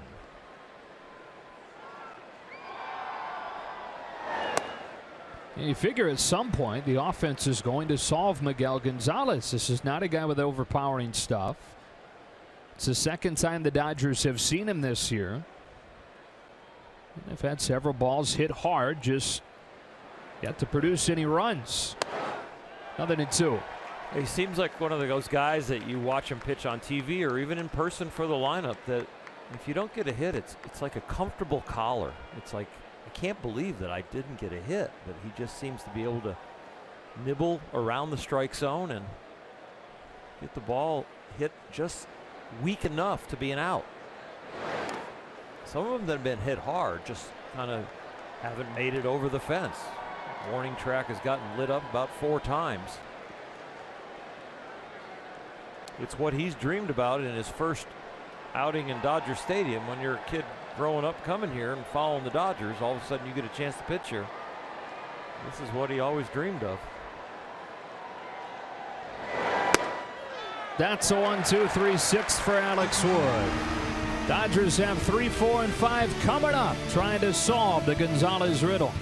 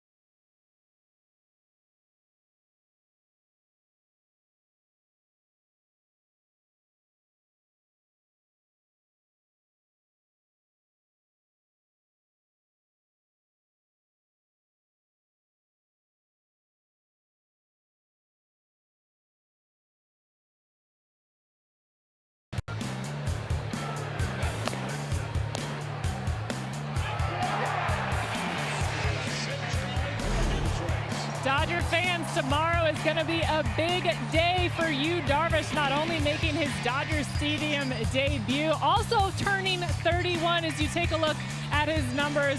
His first outing and debut with the Dodgers in New York. Very solid, and even without his best stuff against Arizona, Dave Roberts saying that he was still very efficient, so it's very promising. But it'll be a fun birthday for him, I think, guys.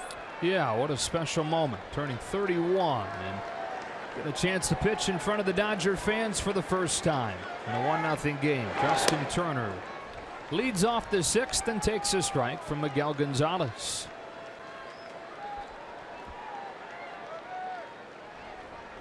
first inning single for Turner, one of the 3 hits for the Dodgers against Gonzalez.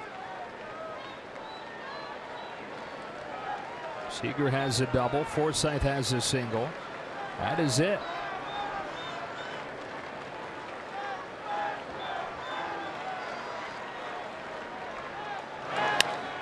Turner digs it out. Playable in center. That's Engel.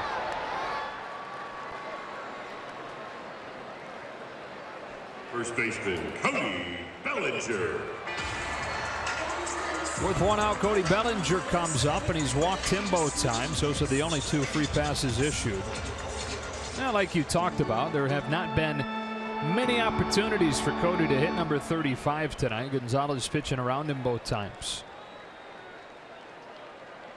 This might be an at bat where he does get a strike or 2. Pitch to hit. But the fact that it's a 1-0 game, and he still might get pitched around.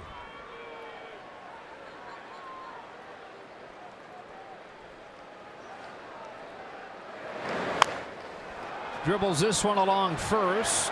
Might be a tough play, and he's in there safely. Infield single, Cody Bellinger. Abreu gave it a great effort, but Bellinger runs well and is in there with a 1-out single. Cody's first big league hit was a swinging bunt. It was down the third base line. Abreu had the right idea here, just got the wrong height. Cody's speed beats that. So on base all 3 times tonight, and he's been on base 12 of his last 16 times up. So now Grandal presenting the go-ahead run here in the 6th inning of the series opener. Dodgers trying to get their 18th win out of their last 21. Their 49th win out of their last 58. He's about a total of 30 feet short of 2 home runs. He's been out there by the right field wall twice.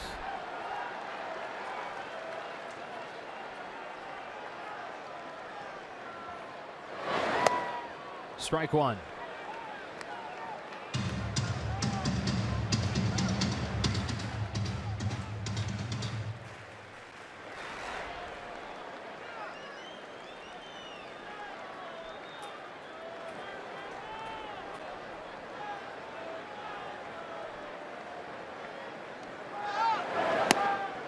Strike 2.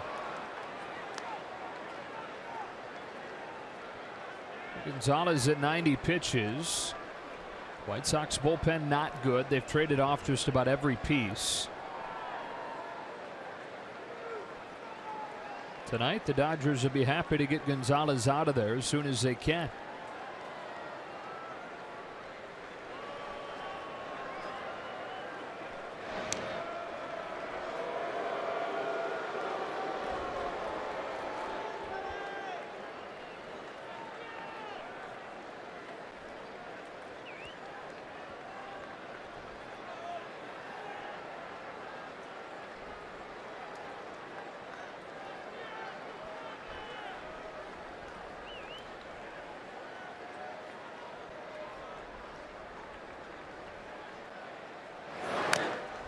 Stays alive.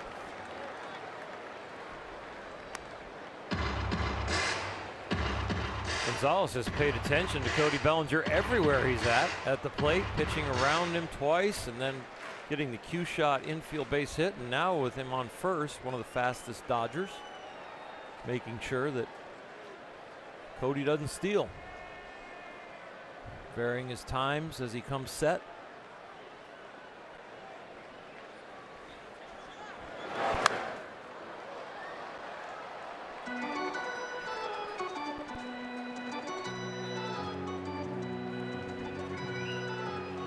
Gonzalez, 33 years old now, went undrafted. So he went to San Fernando High School, pitched for the San Fernando Tigers, then on to LA Mission College. Nobody drafted him out of there. He signed a free agent contract with the Angels way back in 2004. He's home with another 0-2. And Grandal swats a base hit to left. Bellinger stops at second. They're at first and second with 1 out. Nice piece of hitting by Yasmani. Kind of just sticks his bat out, but there's enough hands left for him to just kind of throw the head of the bat at it. Good eye-hand coordination to slap that ball to left. And now it's Puig. Well, you talk about spots in the order, and you truly only hit that spot in the order one time in the game, right? You're the 8 hitter the first time you come up, but hey, the move in the lineup makes a difference in this spot. Here he is with runners at first and second, and a 1-run game in the 6th. Hitting 6th for the first time since June.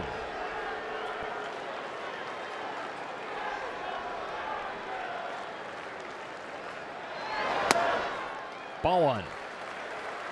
If the quality of hitters diminishes as you go down the lineup 1 through 9, the farther up in the order you hit, the odds are there's probably going to be more people on base, more opportunities over the course of a long time frame. So this falling on Yasiel here tonight is not a coincidence. It's just part of being in the 6 hole.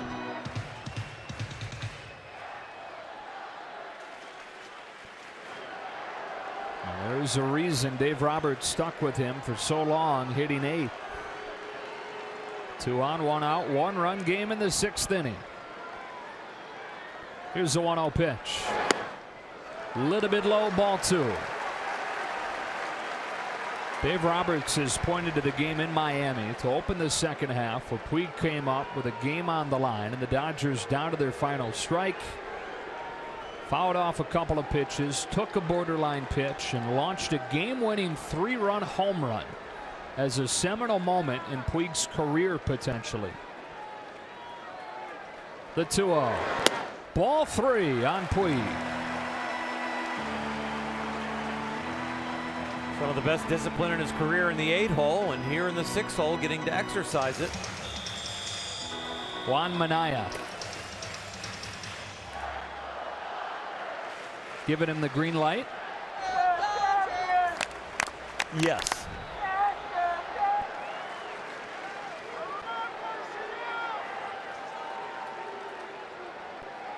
Here it comes. A 4-pitch walk. And Puig looks disappointed that he didn't get a chance to swing away. They're loaded up in a 1-run game in the 6th for Logan Forsythe.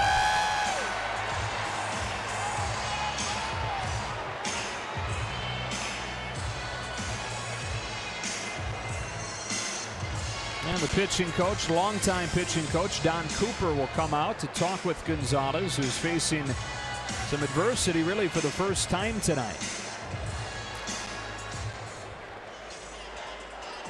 97 pitches for Gonzalez. He's been over 100 an awful lot this year. 3, 4, 5, 8, 9 times. So they are nearing the end, but they trust him here as much as he has shut the Dodgers down so far in this game. And the spotlight finds Forsythe. Singled on the first pitch that he saw from Gonzalez in the second, and grounded to third. Bellinger's at third. Randall's at second. And Puig is at first.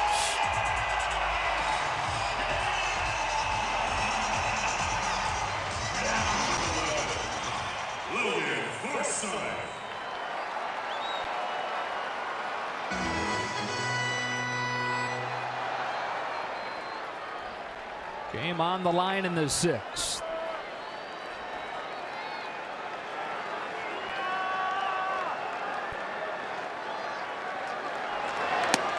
Ball 1. That is 5 consecutive balls delivered by Gonzalez. And facing one of the more patient hitters out there here.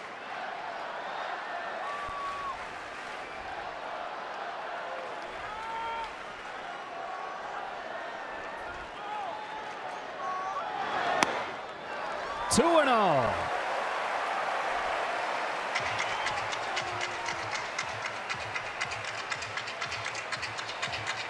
Fastball away, split finger in. He's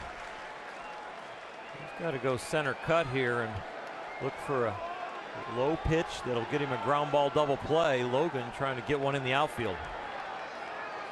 100th pitch of the night from Gonzalez. Forsythe hits a fly ball to right center field. Garcia makes the catch. Here comes Bellinger. The throw is cut off, and the game is tied. The inning is over as Grandal gets tagged out at second. But Logan Forsythe with a sacrifice fly to bring home Cody Bellinger. And the Dodgers finally break through against Gonzalez.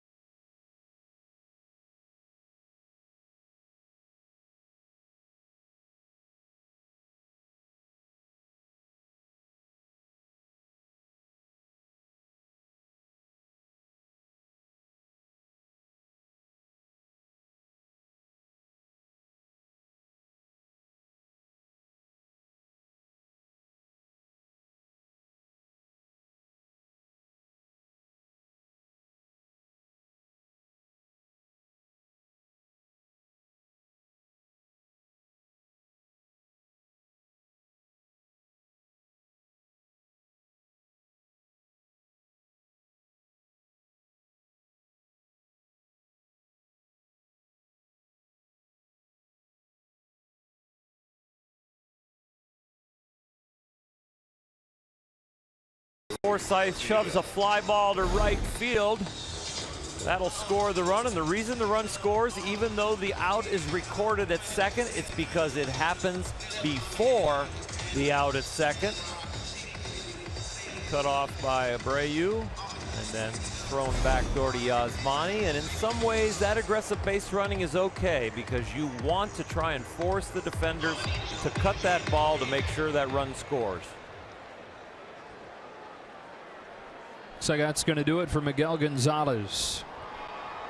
One run over 6 innings, exactly 100 pitches. His spot is due up 4th in the order in this inning. Vic Renteria already let him know that he will be pinch hit for. That's a bouncer past a drawn in Turner for Leury Garcia. Taylor gunning for second late, and the White Sox promptly put the go ahead run in scoring position. Second baseman, Yohan Moncada.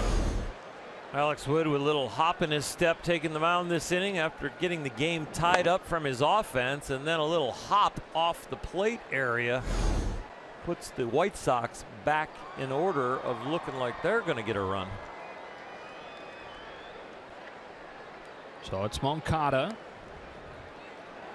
Alex Wood has struck out both times.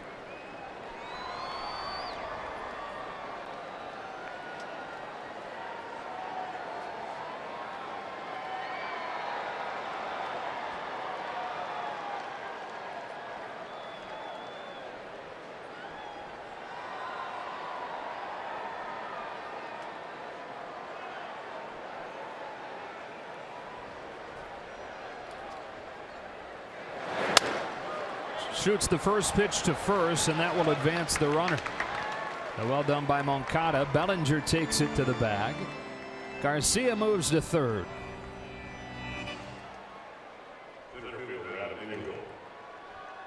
And the 8-hitter Adam Engel comes up with a pitcher's spot due next.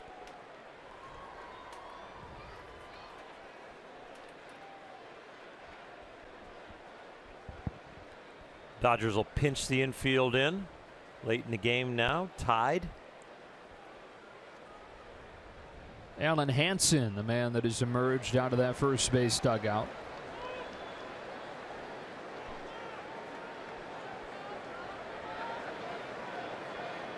White Sox trying to take the lead right back.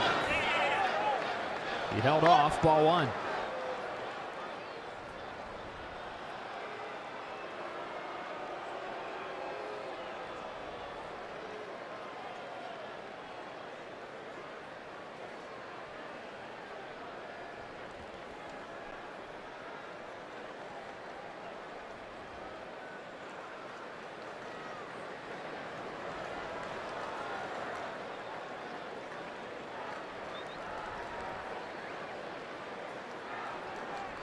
Alex Wood very efficient tonight. Just 73 pitches through 6 1/3. In a 1-1 game, here comes a 1-0. Engel pulls it to third. Turner's got it. Safe at third, but out at first. 2 gone. Saves a run with that stop and puts Wood on the doorstep of getting out of this jam. Just an all-around outstanding play by Justin Turner. First catching the bullet, leaving the tag on, seeing if he gets the call. Baseball clock. I've got to get it turned around and throw it across the diamond. Good, strong, accurate arm. Strike and an out. Because Engel runs well. And so it took that internal clock at Turner to be sure. Pinch hitter number 39, Alan Hansen. Alan Hansen's been introduced, and out with a scouting report comes Rick Honeycutt.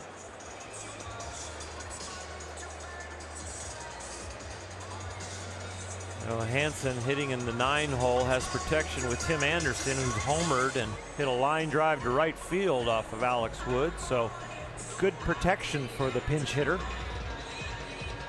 Who started this season with the White Sox, or with the Pirates, then came over to the White Sox. Part-time duty, just 1 for his last 12.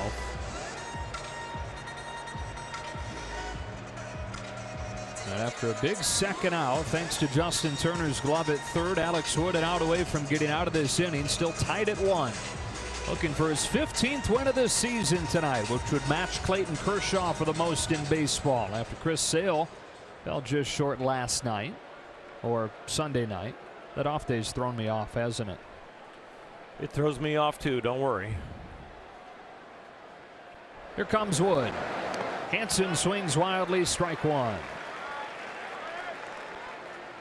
Trusting your catcher, you go out there and maybe your pitching coach says, you know, I think we can establish the breaking ball here on the first pitch, but keep it down. Trust the advice and executes it. Yasmani does the job.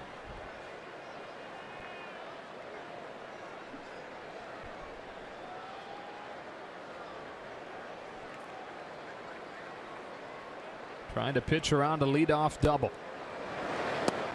Back foot with a breaking ball. It's 1-1.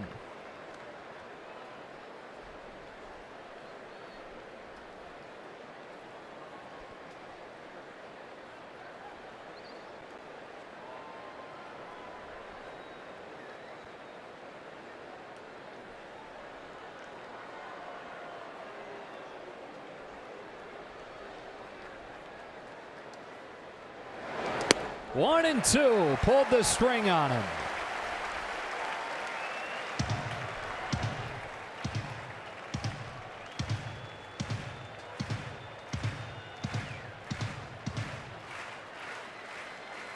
You can almost read between the lines of what the meeting was about. Throwing him 2 breaking balls and a changeup.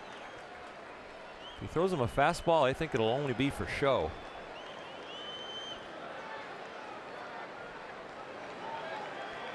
Looks like they're sticking off speed. The 1-2 in the dirt, stopped by Grandal. 2-2.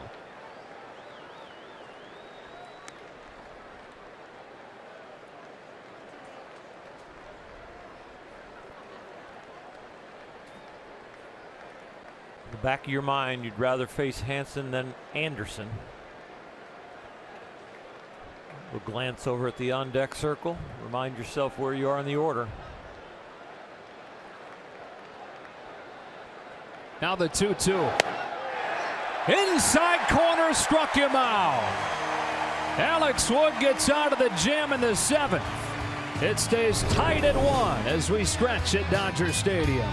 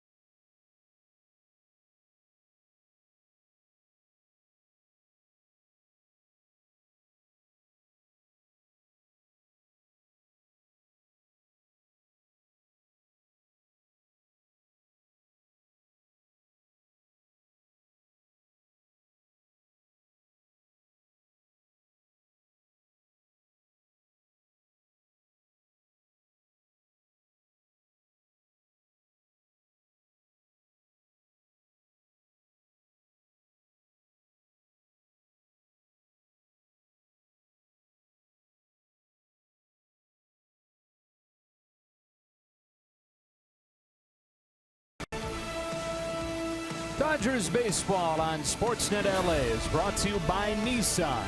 Choose Nissan today for great offers on our most exciting lineup ever. Shop ChooseNissan.com.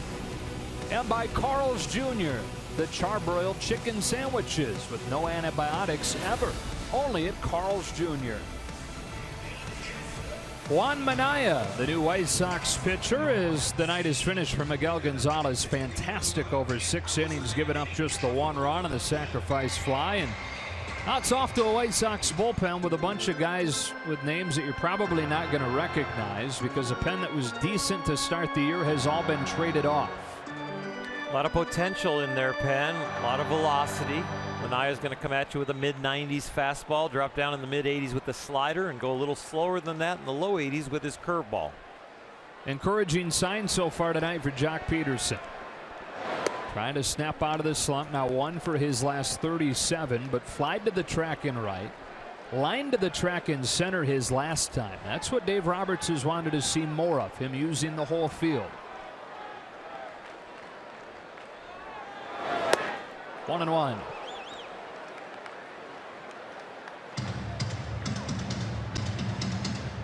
Look at the defense from the White Sox, how pull conscious they are in the outfield and how pull conscious they are in the infield.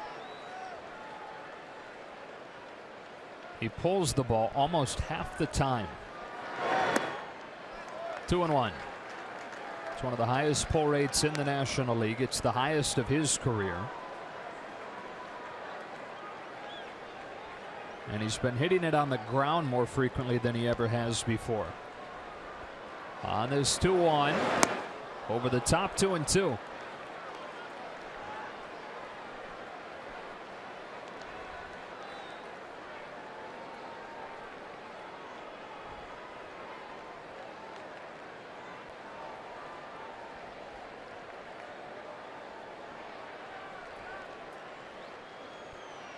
Jock Peterson starting the 7th with a fly ball to left.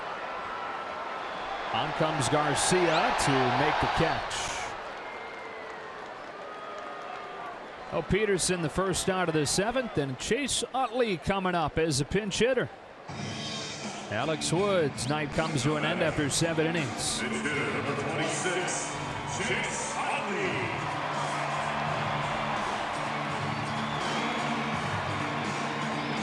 Outstanding evening from Alex Wood. Dodgers not concerned with his performance, but they are concerned with making sure they keep him rested. An important part of the rotation. Got a good night's work out of him. He doesn't get his 15th W unless the Dodgers would happen to go ahead this inning. He is still the pitcher of record.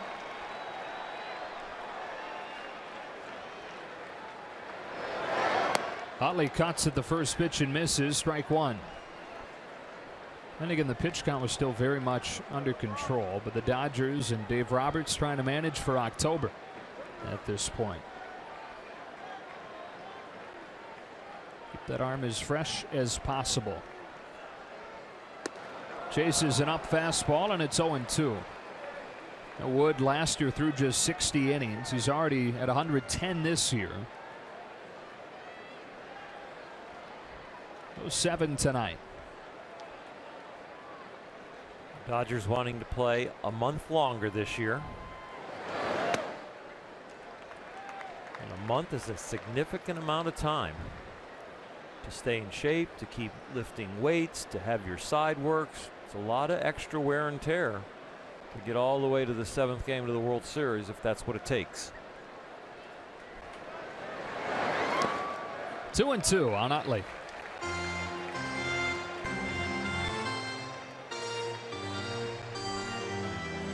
Starting pitching fraternity down there. Yeah. Hill, Wood, Maeda, Kershaw. And Puig is a fly on the wall.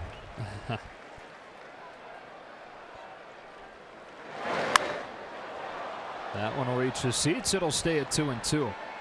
Yeah, I mean, you saw 2 years ago the Mets go to the World Series, but really run their pitchers into the ground in doing so, and they've dealt with injuries since. Dodgers trying to have a long-term approach to it. Within this season, The Cubs starting pitching has Same really thing. struggled this year with all the workload from last year. Indians too. Utley's worked it full after falling behind 0-2. Indians have gotten some pieces back, but many were shelved early on after the extra work last October.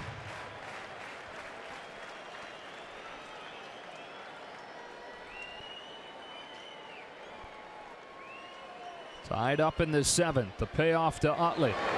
He's walked. Fell behind Manaea 0-2 and winds up getting the free pass. The Dodgers have the go-ahead run on base in the top of the order coming up.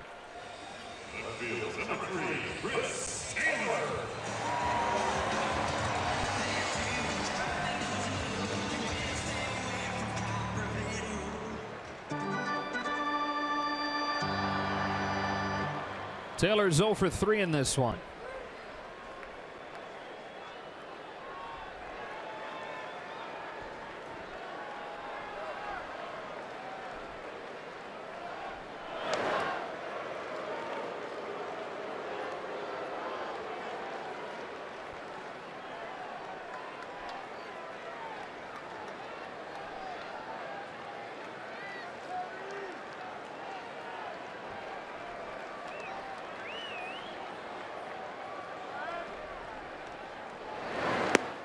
One and 0. This is where you really got to have a poker face if you're Alex Wood. I mean, this is a chance to get your 15th W. You got to act like this is really no big deal. Poker face. I don't really need this run real bad. He would love for the Dodgers to get some runs right here and have a chance at that 15th W. And poker face is not exactly Alex's easiest quality. But you feel like as a good teammate, you've got to just pull for the team. This is an offensive inning. It's not so personal to me that I kind of cheer too much or root too hard. It's got to be the same amount of energy as I'd use for any other starter or any other inning. Taylor fouls it back 1-1. But Alex, by nature, an emotional guy. And you know he's having to harbor some of that. Emotional guy on the mound. Very low-key, calm, polite off the mound. One of the things I used to do for my fellow starters, if I was Rich Hill here, I'd say to him, man, I hope they score these runs for you. You know, just to kind of tell I'm with you. I got it. Nice pitch, 1-2. Because you know, as a fellow starter, you've had the same pit in your stomach, and you're watching this like this is the 7th game of the World Series. I mean, this is not only for his 15th win; it's got a chance to win 20. And what an accomplishment that would be. Utley at first with 1 out.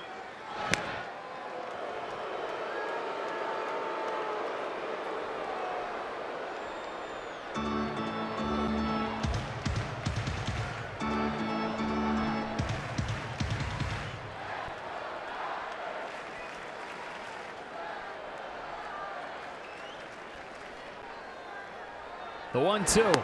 Taylor strikes out swinging. Shortstop number 5, Corey Seager. So now Manaea to deal with Seager.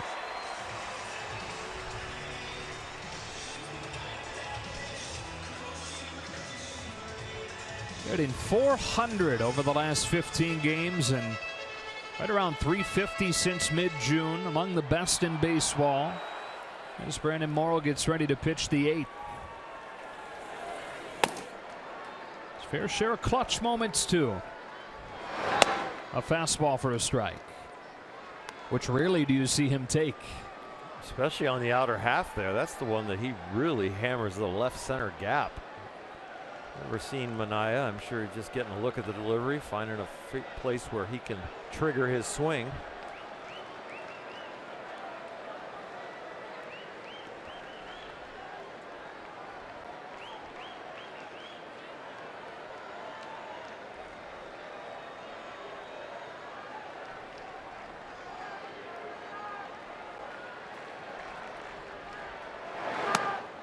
Ball and a strike.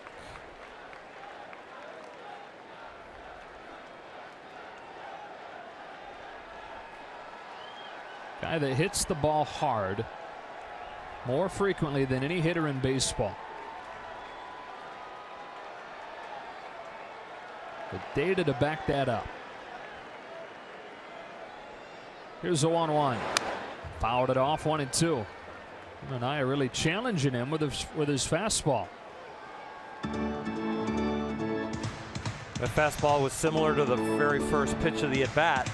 This one, Corey pulled the trigger on. Fouls it straight back. Timed up, but not squared up.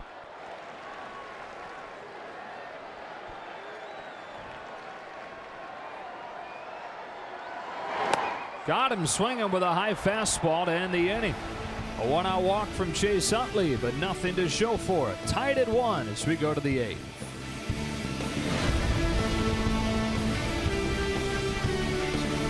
Third ride of the Dodgers. You receive $15.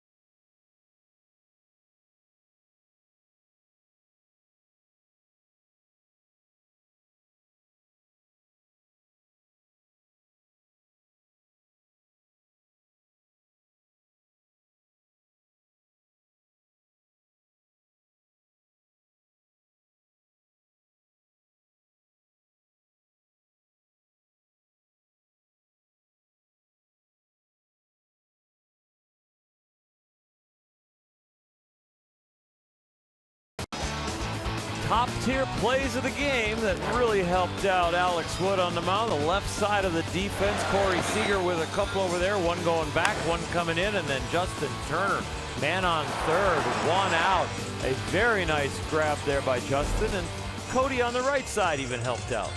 And now Brandon Morrow comes on as the Dodgers dip into the bullpen following the 7 innings from Alex Wood. Well, you're going into a Dodger bullpen that's #1 in the National League. And I'll tell you what, against the depleted bullpen of the Chicago White Sox, I feel like this bullpen can put up 2 scoreless, maybe 3 scoreless if the game has to go extra innings, and I think that gives you advantage Dodgers. Top of the order for Chicago. Tim Anderson accounted for the White Sox lone run in this game on the very first pitch of the day. Goes after the first one here. Candy hop, Justin Turner, 1 out.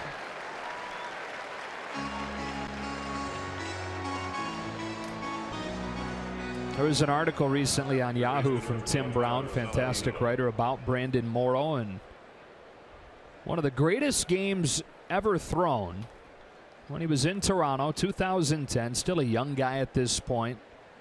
Fell 1 out shy of a no-hitter against Tampa Bay and finished with a complete game 1-hit shutout where he struck out 17. Tyler Saladino, ball 1.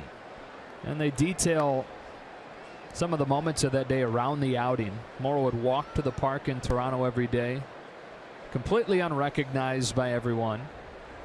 Throws one of the greatest games ever pitched. Walks home and still nobody recognizes him.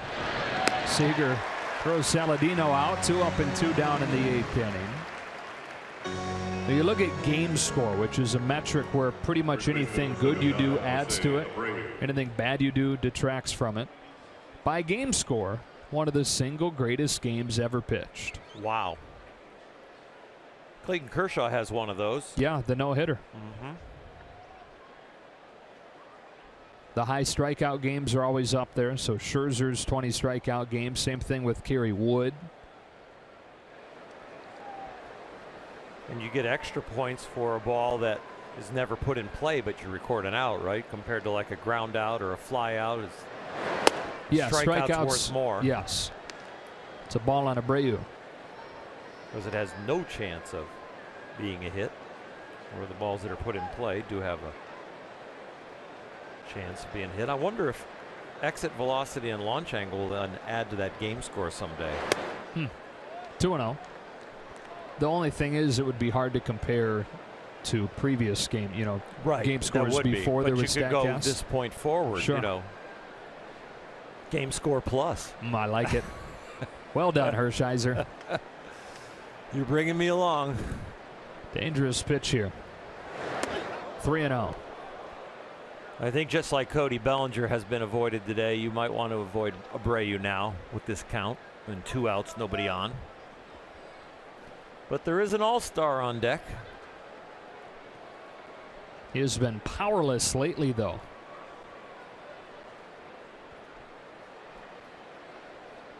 Coming with a fastball on 3-0, and Abreu swings away, foul tips it, 3-1.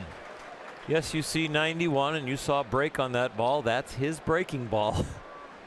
Seems unfair that you can bend one that sharp and that late at 91, but Brandon Morrow can.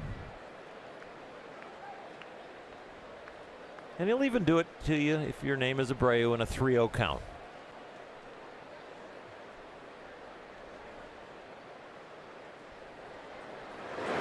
Full count. 97 that time. For all of you not named Abreu, you'd get 97 3-0. Abreu gets it 3-1 after you slow him down with the breaking ball. Morrow trying to cut right through the heart of this White Sox order for a 1-2-3-8. Here he comes with a 3-2. Turned it up to 98 this time, and we'll do it again. Tomorrow's starter, Yu Darvish, against Carlos Rodon, who the Dodgers lit up in Chicago earlier this year. His last day as a 30-year-old. Not as sad of a day as last day as a 29-year-old, I'd imagine. Grounded off his glove, behind the bag, Logan Forsythe. Nice play. That'll go down 1-4-3. Brandon Morrow goes 1-2-3 to the bottom of the 8th.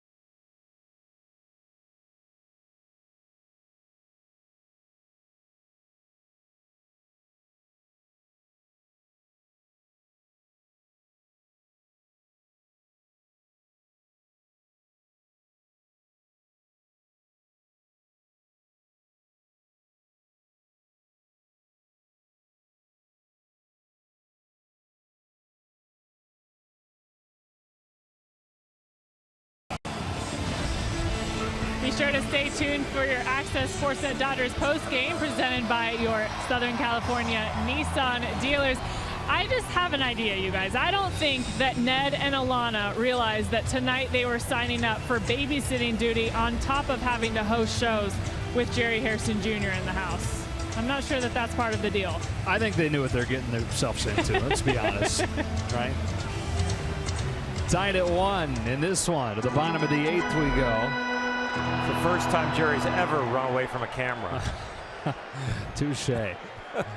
Juan Minaya against Justin Turner on the first pitch of the 8th, takes ball 1.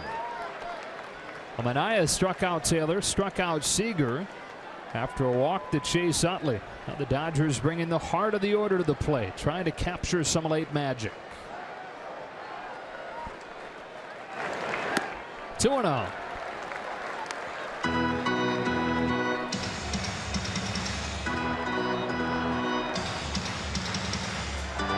In front of 46,385 tonight. In a hitter's count, Turner yanks one to left. That sinks down for a base hit. A leadoff single here in the 8th.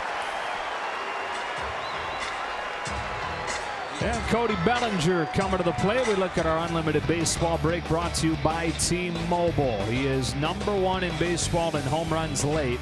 And among rookies, #1 all-time. Home run 7th inning or later with his 17 this year. He will face a new member of the White Sox bullpen as Rick Renteria comes out to take the ball from Minaya in a 1-1 game in the 8th inning. Stick around.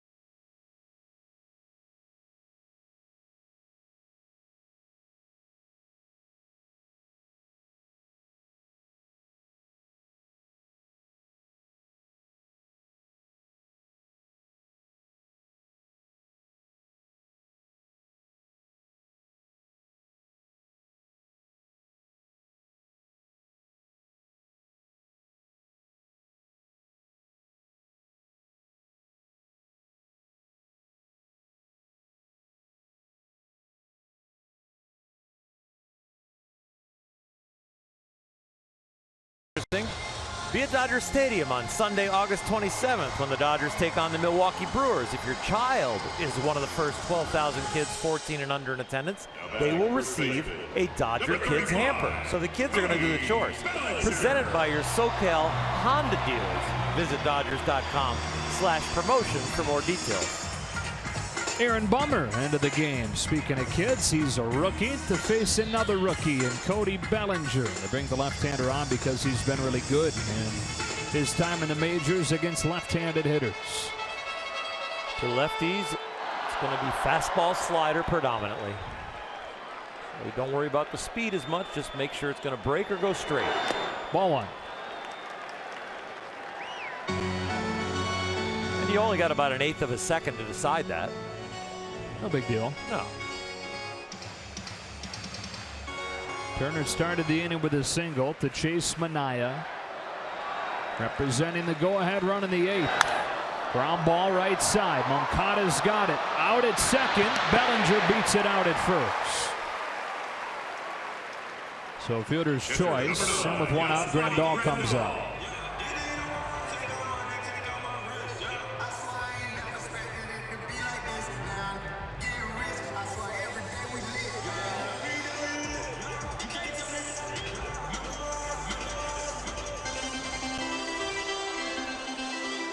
with a protective swing as last time. Sent a line drive down the left field line for a hit.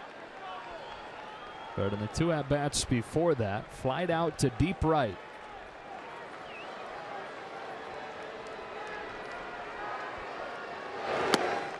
Ball 1.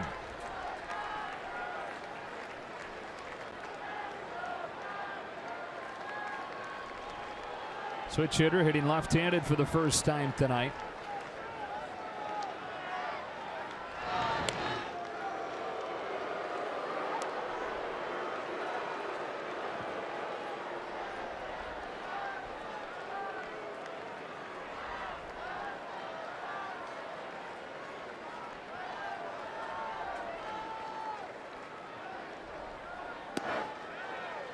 Two and 0.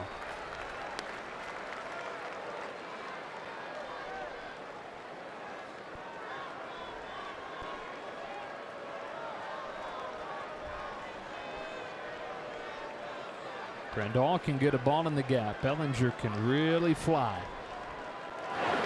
That's a strike. 2-1. It was good to see Cody see the shift over there, hit a ball right into it, but not let the disappointment get into his legs. He hustled down there to make sure the Dodgers still have a man on.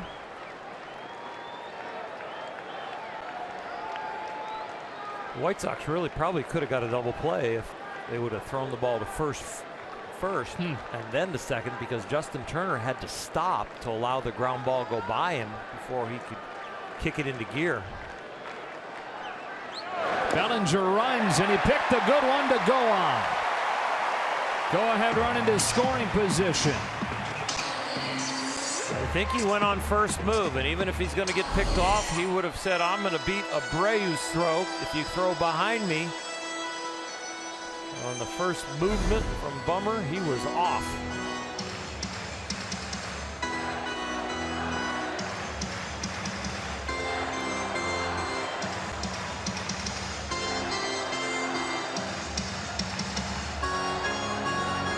Bellinger at second now, and remember, with a lefty on the mound, easier to steal third with a left-hander on the mound because their head turns away from you sooner. So he might not be finished there at second base.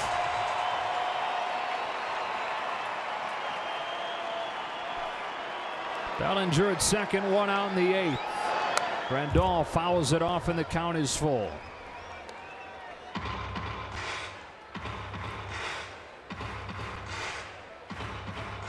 After him, it's Puig. White Sox got their lone run of the game on a first-inning home run from Tim Anderson. Dodgers tied it on a sac fly from Forsythe in the 6th. Here, Grandal walks, and they're at first and second with 1 gone for Puig.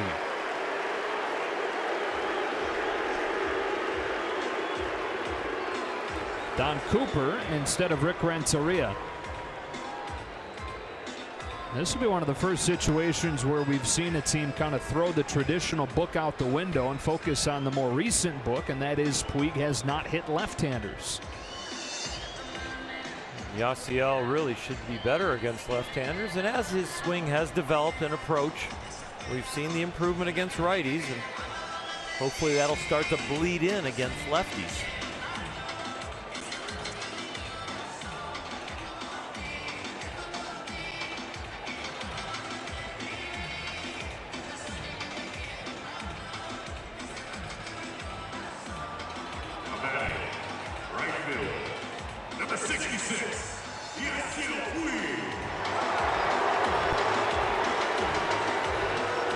For 3 with runners in scoring position tonight, the Dodgers are. They've left 7 men on base. Yasiel in charge in this situation.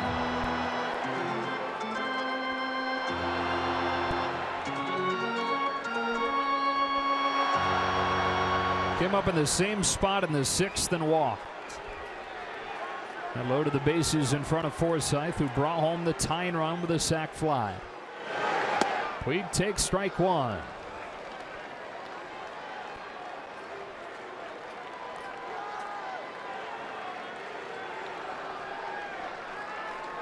One of the lowest averages in baseball against left-handed pitching.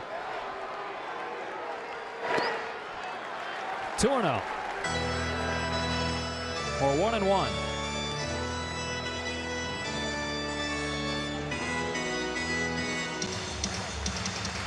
1 ball and 1 strike on Puig.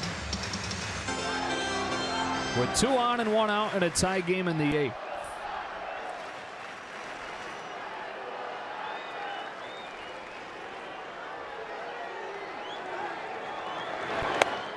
He's ahead, 2-1.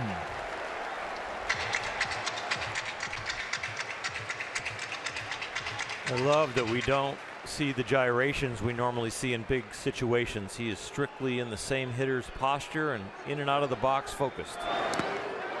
Tries to lay off and does. 3 balls and a strike on Yasiel Puig. A lot of times we see him start swatting his muscles, his biceps, maybe even hit his helmet with the bat, but here he is staying locked in and disciplined.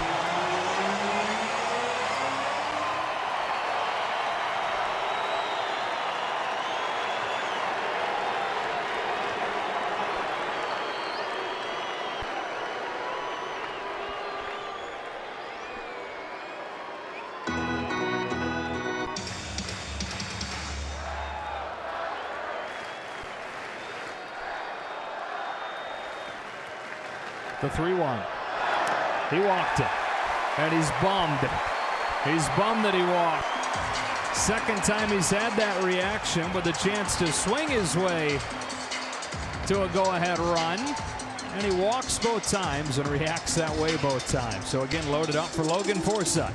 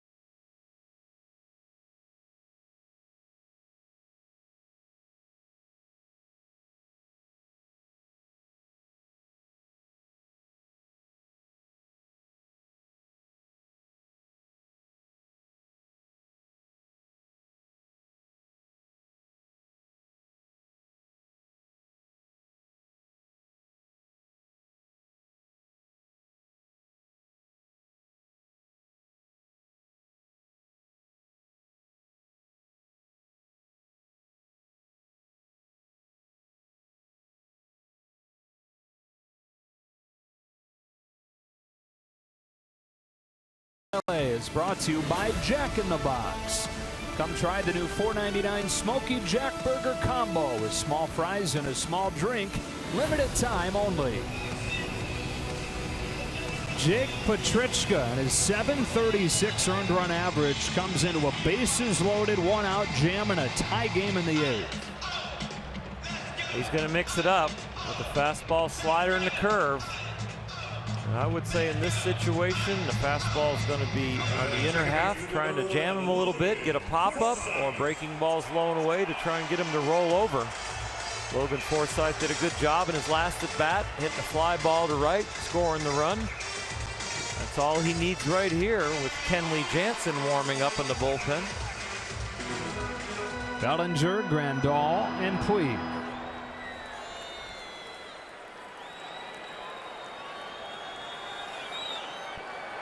He will be in there regardless for the 9th, assuming they don't open up a big lead here. Forsythe takes strike 1.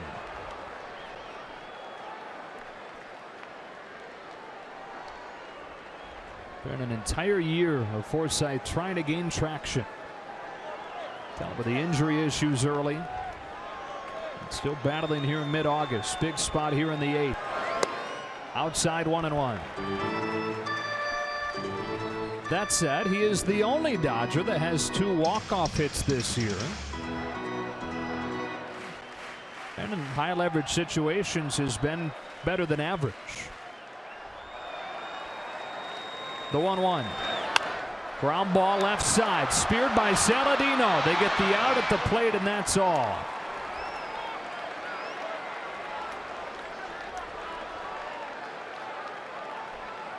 Center fielder, number 31, Jock Peterson. So they remain loaded. 2 gone now, and it's up to Jock Peterson.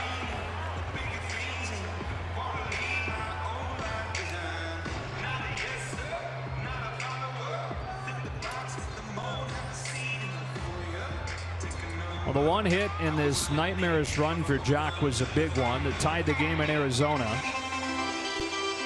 This would qualify as big if he could come through here.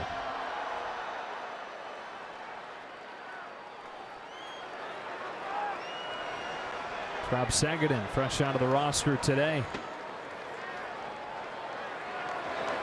Ball 1.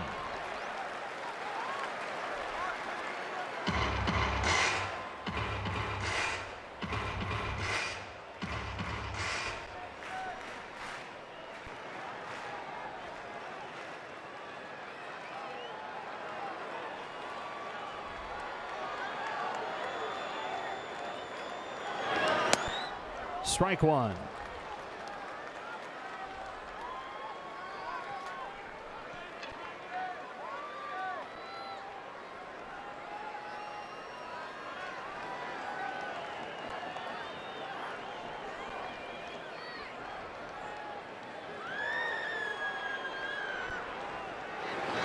It hits him, and the Dodgers take a bruise, but take the lead as Grandal steps on home.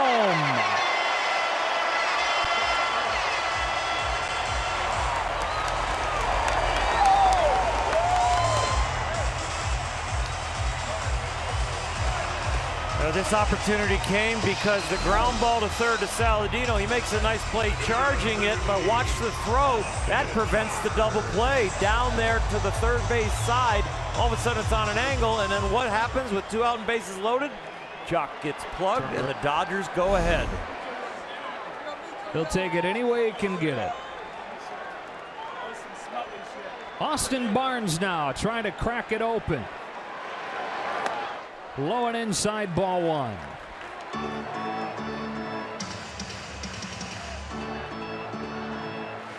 They've done it like only the Dodgers can in 2017. Petrichka's one on. Barnes shoots one. That'll sneak through for a base hit. Throw to the plate. Not in time, and a 2-run single for Austin Barnes.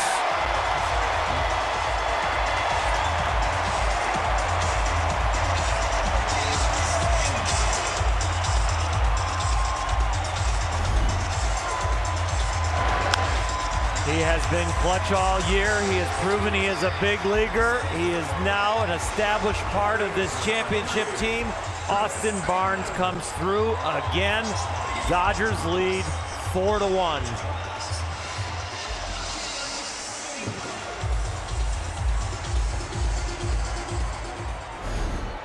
A 3-run 8th inning as Barnes wastes no time pouncing on that one from Petrichka.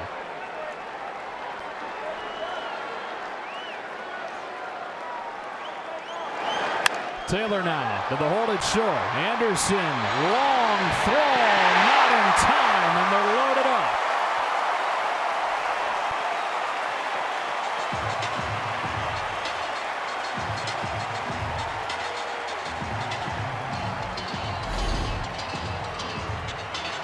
Chris Taylor's wheels and this ball being in the hole. No chance for Anderson, even if he got it out of his glove the very first time. Taylor beats it out.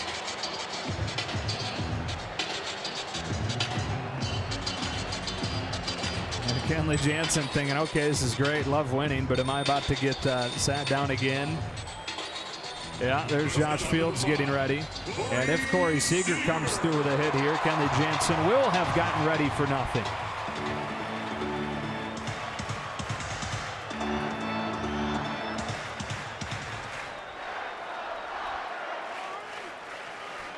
Seager with a chance to break it open.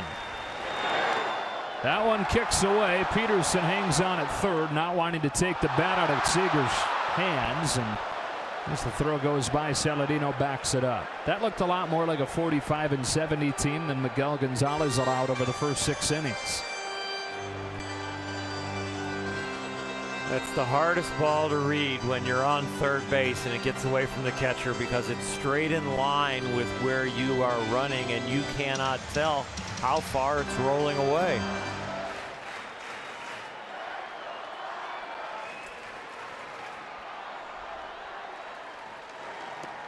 Two and oh.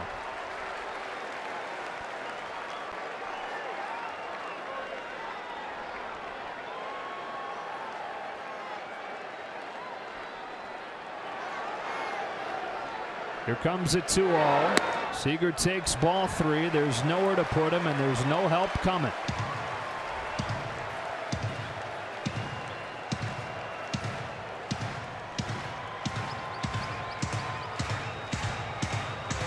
Suffocating this offense.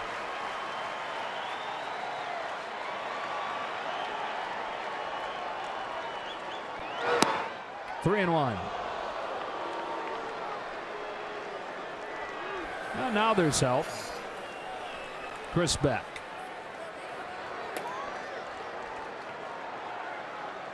Too late at this point, though. The Dodgers adding 3 here in the 8th to take their first lead. And now Seager opens the floodgates. Throw to the plate, offline, 2-run single, Corey Seager. And it's 6-1 on a 5-run 8th inning.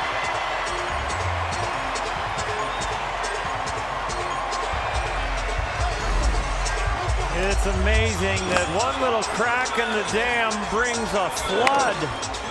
The fielder's choice 5-2 that recorded 1 out that could have been a double play ball, and the Dodgers have capitalized on mistake after mistake after mistake. The White Sox with a hit batter, and the hits just keep on coming. They have batted around in this inning, and Kenley Jansen has taken a seat. Justin Turner started the inning with a single. Was quickly erased on a fielder's choice bounce out from Bellinger. A strike.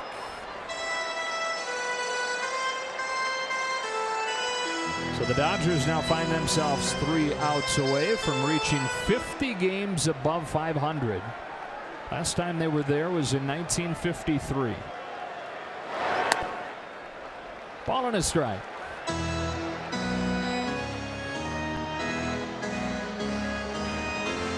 Tomorrow it's Darvish.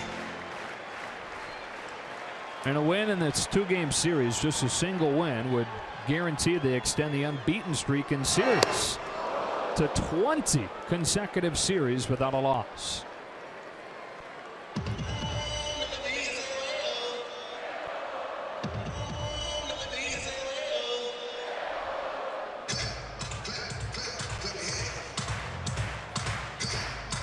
Austin Barnes, a big hit in this inning after Peterson had gotten hit with the bases loaded to score the first run.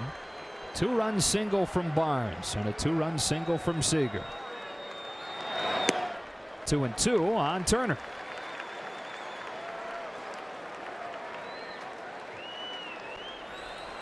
Tony Cingrani has joined Josh Fields.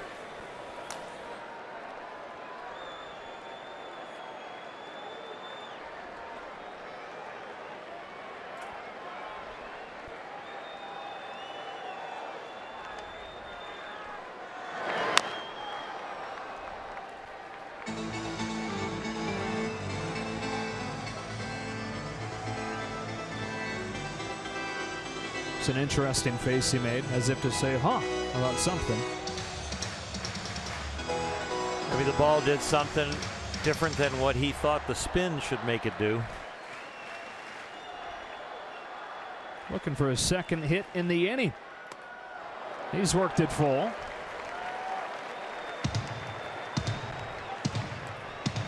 The Dodgers doing what great teams do. You make a slight mistake, you let us hang in this game for a while, and then they explode. Seager runs from first, and Turner dribbles it foul.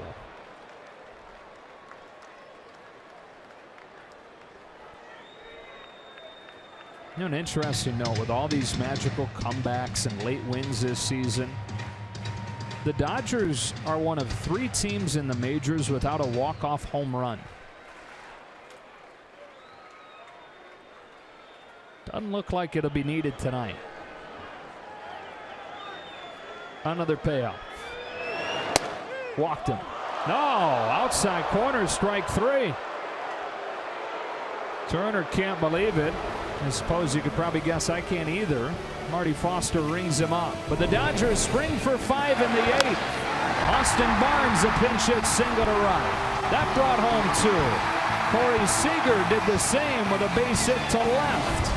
And the Dodgers now 3 outs away from taking this series opener over the White Sox.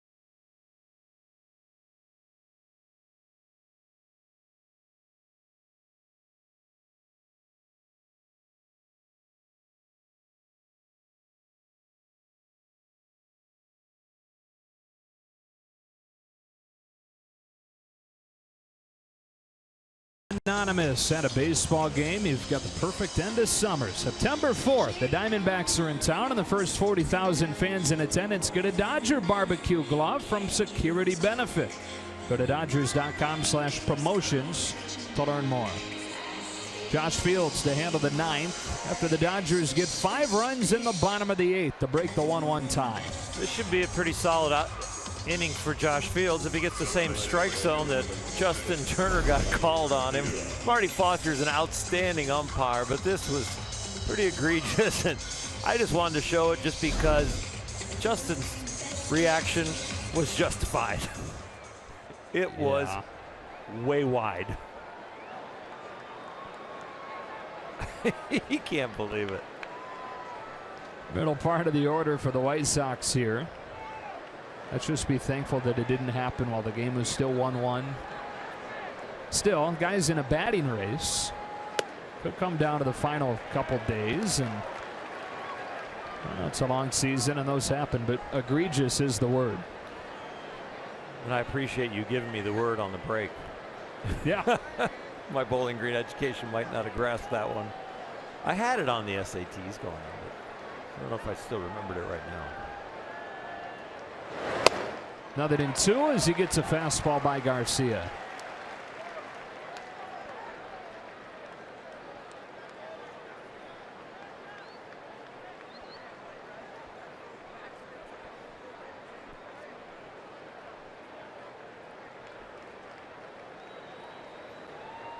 Josh looking like he's trying to get his hat to be camo, like his outfit at the concert when he came here to Dodger Stadium. Getting a little dirty. Yeah, he had the camo suit. Driven to right. Yasiel Puig slides to catch it.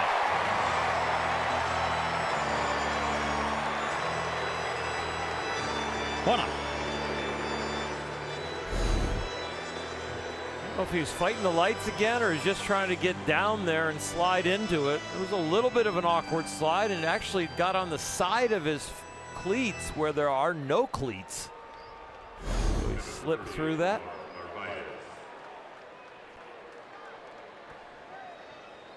With one out in the ninth inning, Omar Narvaez the hitter.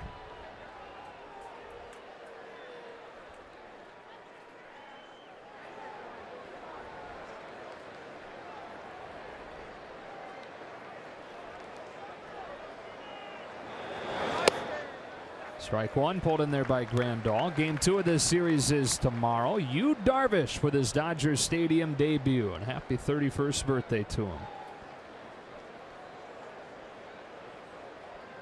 Joined some conversation with his fellow Osaka, Japan native Kenta Maeda. We'll go on Sunday in Detroit. So there's one more tomorrow. Off day Thursday. Team will travel to Detroit then. Play 3 with the Tigers, then 4 with the Pirates. And then, believe it or not, it's the end of the month almost.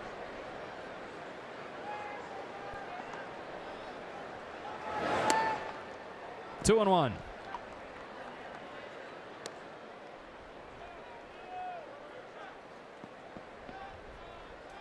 Are you doing a little pace math over there on your paper?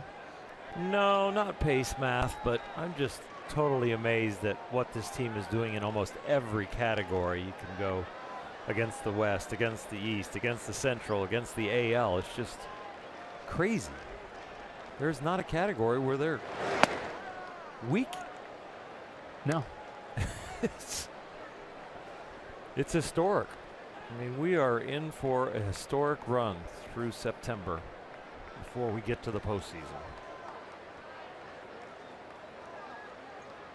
Hold on tonight. They'll be within 16 games of 100.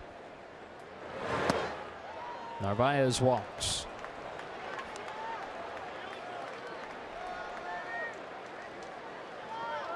Fielder number 28, Leroy Garcia. This would be an 84th win of the season for the Dodgers if they can get the final couple of outs. Not only have they only had 2 100-win seasons in LA, but they've not even reached the high 90s in a long, long time.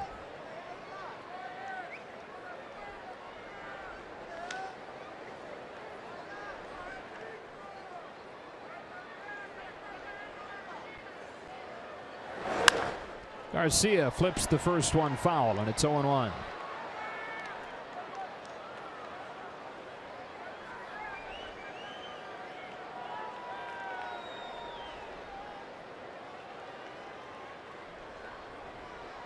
Last time they won more than 95 games, 1977, when they won 98.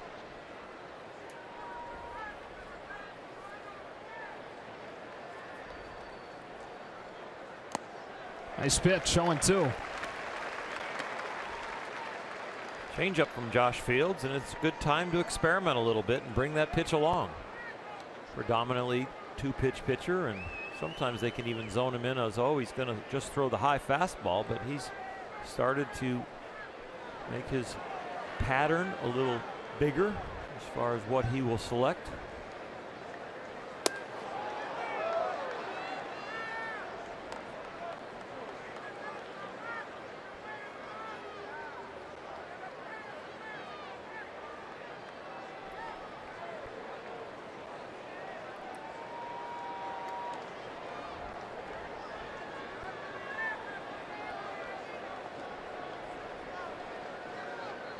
Here comes Fields with a 1-2, and it's fouled back.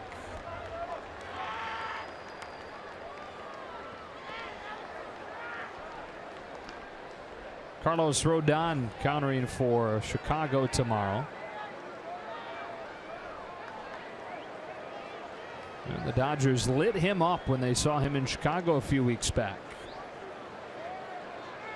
5 runs over 3 2/3. They had 4 homers against him.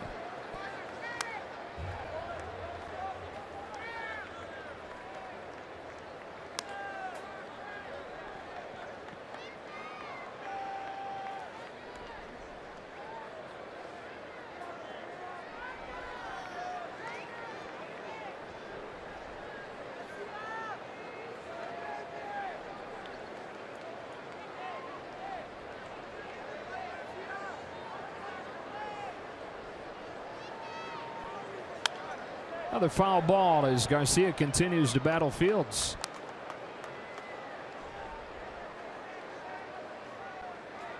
I'd love to see Josh just throw a breaking ball that's right down the middle and bounces. He's definitely in swing mode. He's fouled off the changeup when it wasn't that good, but it was off speed, and then he's fouling off the high fastballs. Make something look like the high fastball and drop it in the dirt. There it is, but it's taken 2-2. Good take, and it's a good pitch.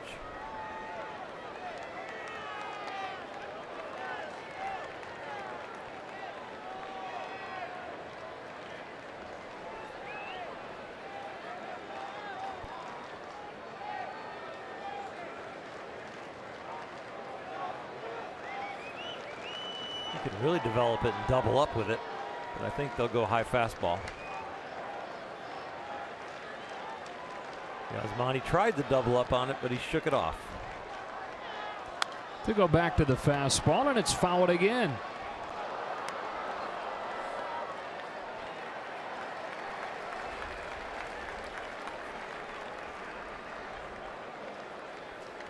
Down 6-1, but Garcia's putting up a fight.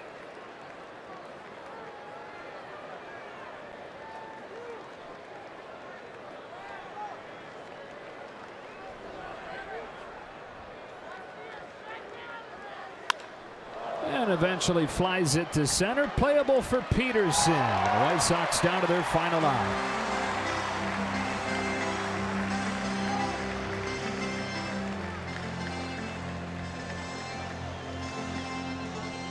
Dave Roberts coming out, and he is going to make a change to Tony Cingrani here to try and get the final out of the game.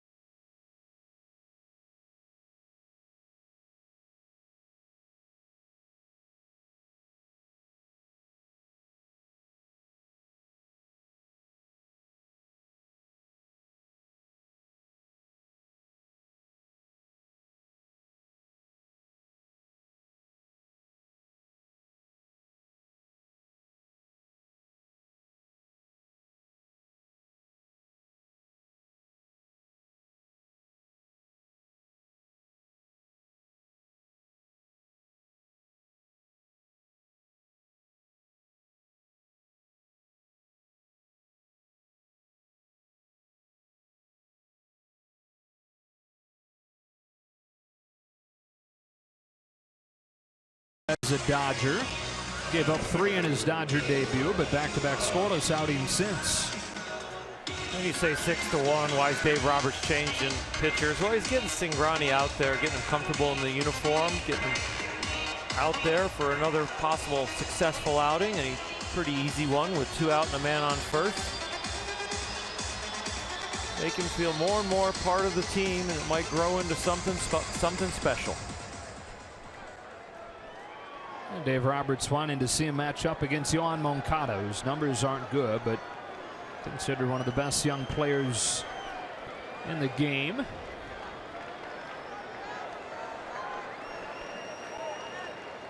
Runner takes off and strike one.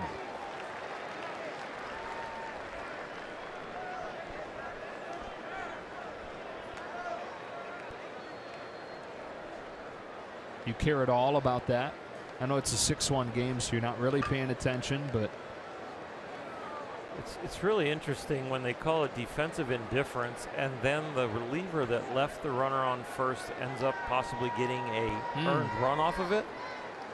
I would think there'd be a different weighting for that run for the guy it gets credited to. So if Cingrani, let's say, gives up a double, I think, yes, you say then the run, let's place it back at first, kind of like when you're calculating earned runs or unearned runs. Sure. In a way, I would just still have the runner in my mind at first if I was the official scorer, and there was a rule for that, until he kind of gets forced around. Moncada hits a skyscraper down the left field line. Chris Taylor moving over, staggering to the sidewall and watching it reach the seats.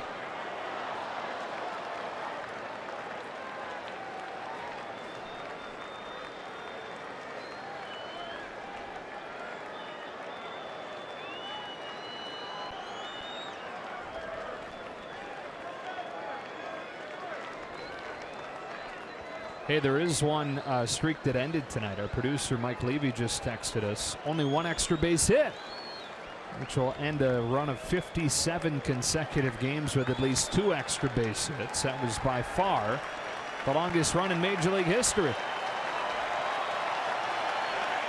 Another 0-2. No swing, ball 1. It's nice to know with Mike sitting on his couch there that he's still locked in. He is. He never turns it off.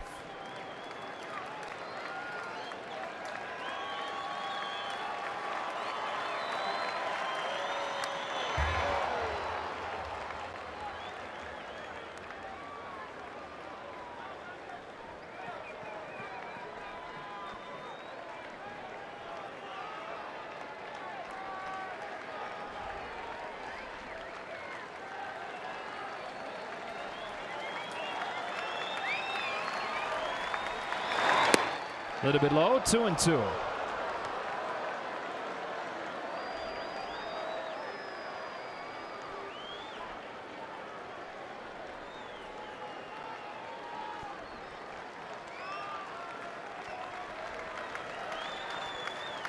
Game 2 of the series tomorrow. Same time, same place. The Dodgers take this one. A 5-run 8th inning to snap a 1-1 tie and take the series opener 6-1. Their 50th win at home. The second highest total of home wins is 39 by Arizona. Can you believe these Dodgers just continue to march on? Our Lexus play of the game. Bases loaded in a tie game, plunk. And the floodgates open from there. That was the first run of the inning. They'd score 4 more on singles from Barnes and from Seager, and are now 84 and 34. For the first time since 1953, the Dodgers are 50 games above 500. The unbeaten series streak reaches 20. Access Sportsnet Dodgers comes up next for Orr Hershiser, Kelly Tennant, the rest of our crew. Joe Davis saying so long from Dodger Stadium. We'll talk to you tomorrow night.